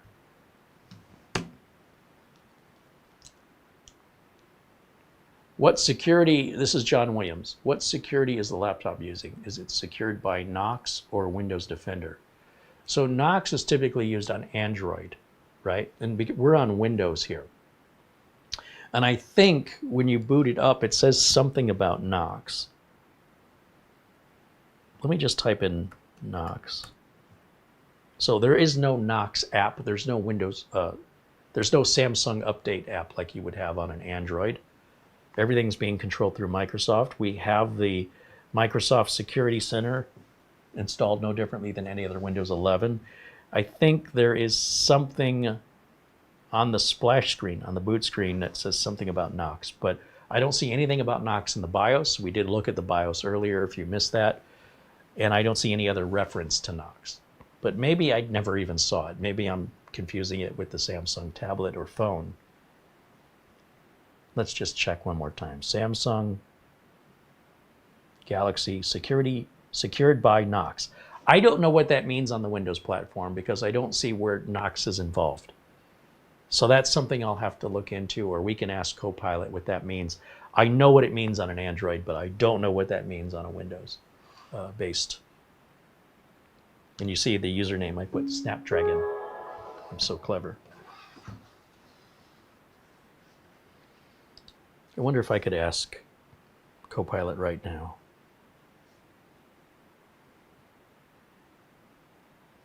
How is Galaxy Book 4 Edge secured by Knox?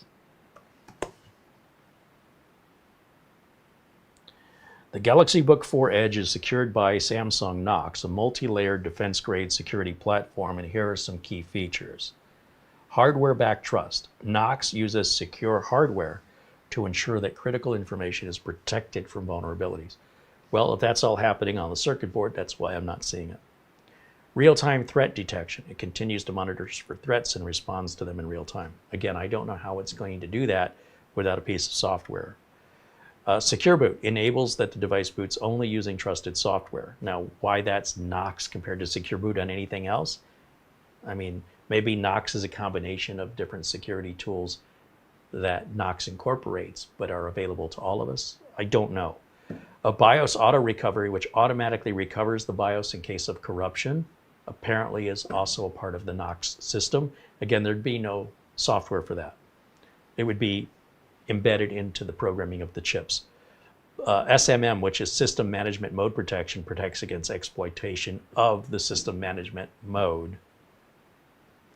So there's System Management Mode and System Management Mode Protection.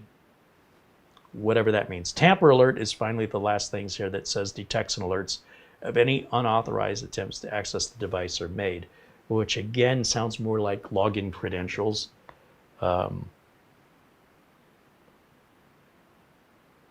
then there's a docs.samsungknox.com if you want to learn more about Knox. But it mostly resides, from my understanding, as something that the user can't alter or adjust. It's just there to secure, and you can't bypass that or shut it down and make yourself vulnerable through, didn't know that's what that did. Down on the system tray, we have our typical Windows security features, and all those security features are the same. There's nothing, no, it's not a touchscreen. There's nothing in here that says that's Knox specified or specific. It doesn't even mention that word. So in that way, it's no different. It's all the stuff happening on the hardware, I guess, is where the Knox is implemented. A very interesting question there. I take it for granted that my phone is protected because I see security by Knox. My tablet is protected. Again, it's all Android, and I don't see anything Knox specific other than that splash screen that comes up at boot up, which is very unspecific. Good question.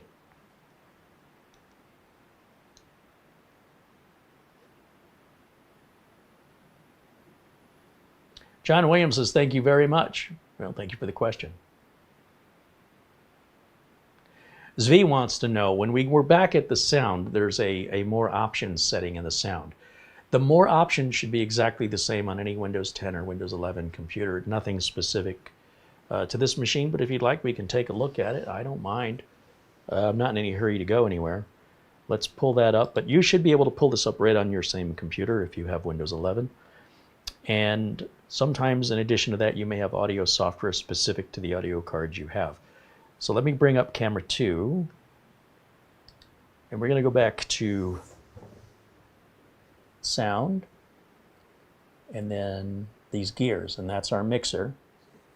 And then under more volume settings, I think this is what Zvi is referring to. We click on that, and that takes us into your settings of what we used to call the control panel, which I suppose technically isn't the control panel, but it replaces the control panel. So you can get to this by going to your start button and clicking your settings button, and then under system, you see the little blue line that shows that we've selected system, right? And then sound. That's just another way to get here.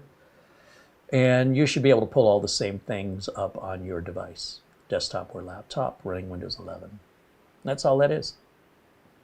Nothing Samsung proprietary or unique there. But again, I appreciate the question. I don't even pay attention to that stuff because I know, inherently, I know there's nothing in there I want, though I can't specify why. And then I click on it and go, oh, now I remember. That's why I never click on it. It's just a shortcut to the settings, sound settings, the sound options in the settings screen of the, yeah. What I like about Windows is there's so many different ways to accomplish the same task. You know, you can copy by right-clicking and selecting copy, or you can drag a file. There's lots of different ways you can accomplish. You can use Windows Explorer. You can use the My Computer icon. You can bring up the File Explorer.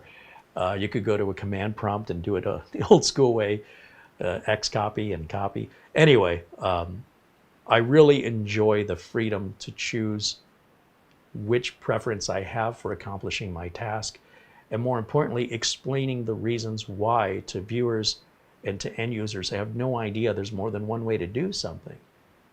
Sometimes I see people, they go into an option screen and they hit the apply button. I go, why did you hit the apply button and then hit OK? And they go, so that it applies. I'm like, that's what OK does. They say, well, then why is the apply button there? So the apply button leaves the window open if you want to. Maybe you're not certain if the change you're making is the one you want to change. So you hit apply, you see your results, and if ever the results are good, then you hit OK and the window closes. But if you know for a fact, I'm changing the setting, you don't need to hit apply, you just hit OK. You skip a step. It's not the end of the world if you hit apply and OK. It's just an unnecessary, redundant step. And people ritualize. They go, well, that's what I always do. And I'm saying, do you understand why you're doing it? And the answer is usually because that's what works. I go, but it'll also work if you just hit OK.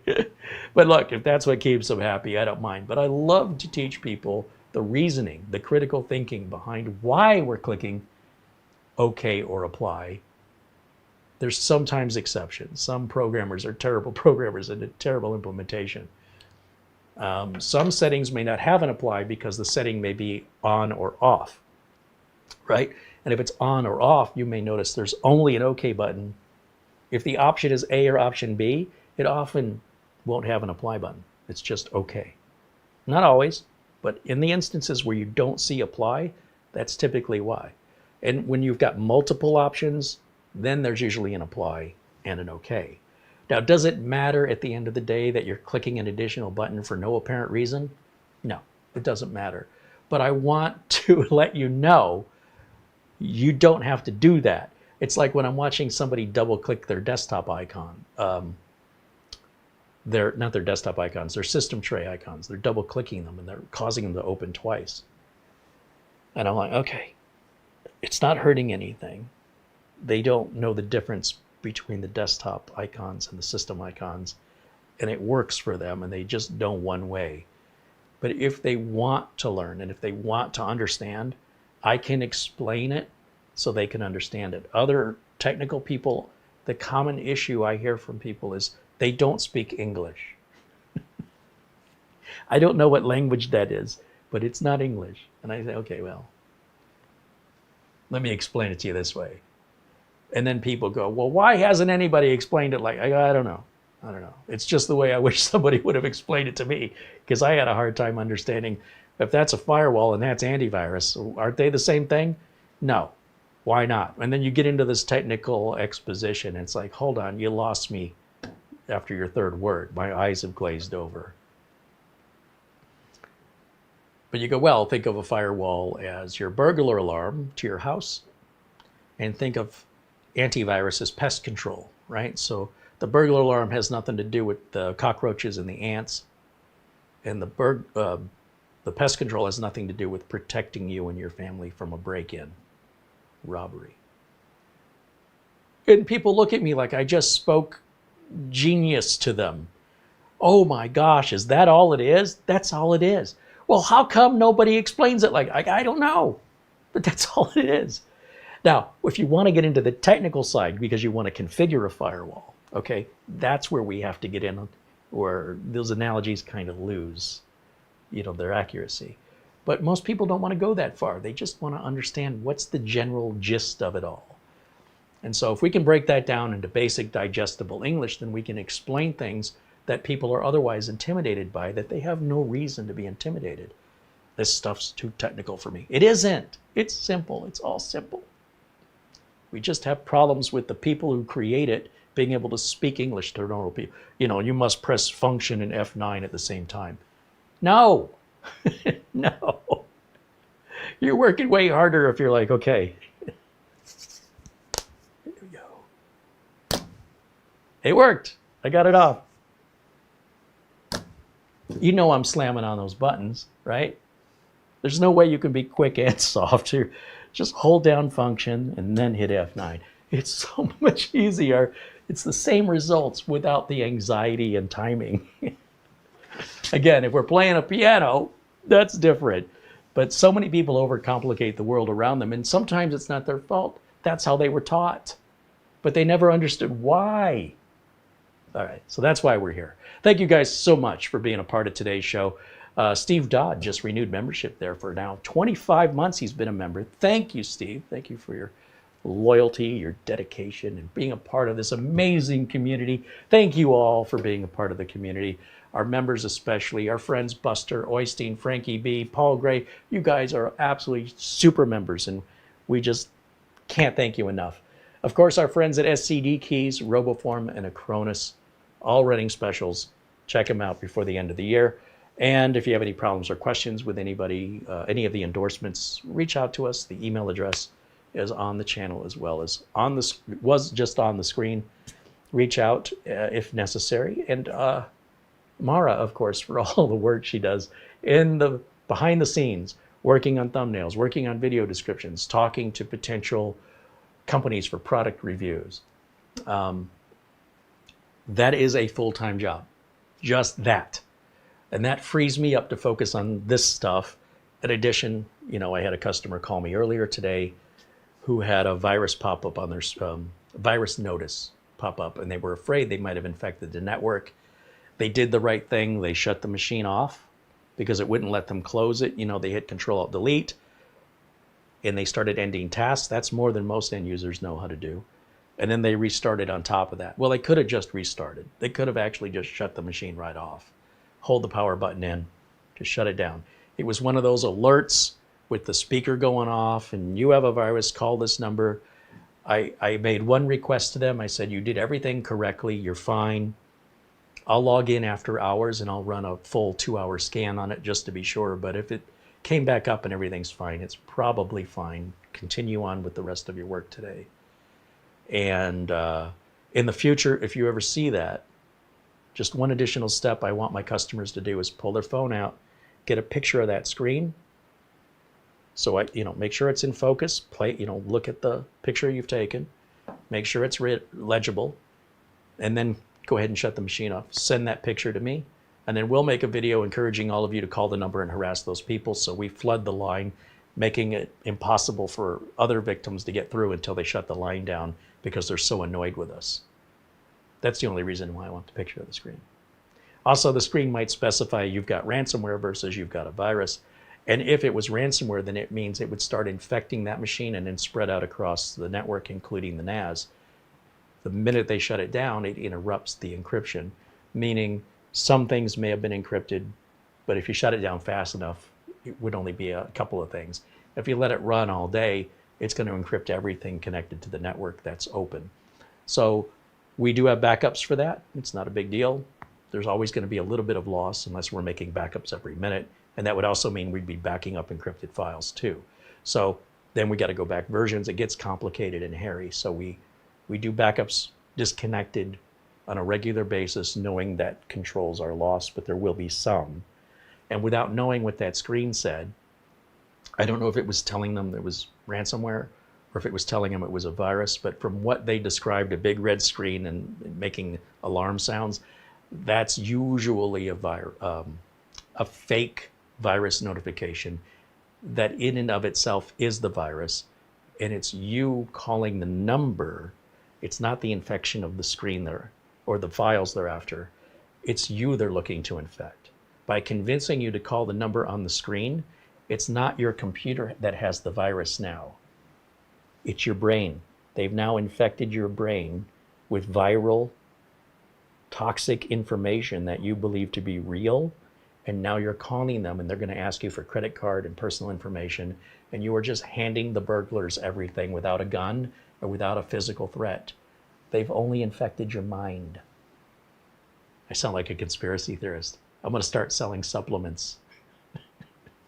But that's really what's happening. How do you put an antivirus on a human and say, stop that? So that's where the education and the critical thinking and the explanations of why are so important to everything else.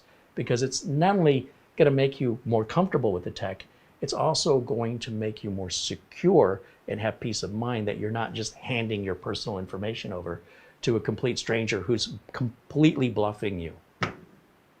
All right? That's what we do here. And as a community, we're all here to help each other. We so much want this community to continue to grow with like-minded individuals all over the world.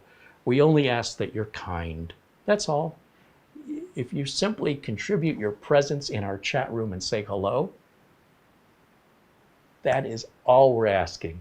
That's it. We would love very much, if you're not a part of our community, please consider trying it sometime. Pop into our chat room while we're live and just say hello and watch what happens. That's the best part of this whole channel.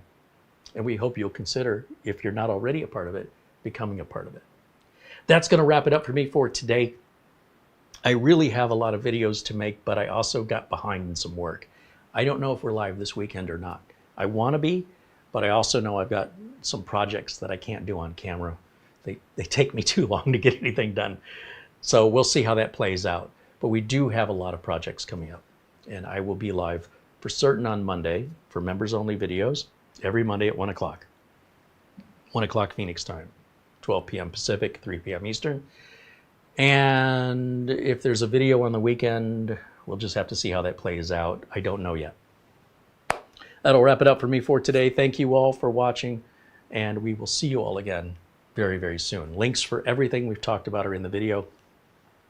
This motion, this is me visualizing the text under the video. That's what that means. Sign language. All right, guys. I'll see you all again very, very soon. Until then, happy Friday. Have a great weekend. Bye for now.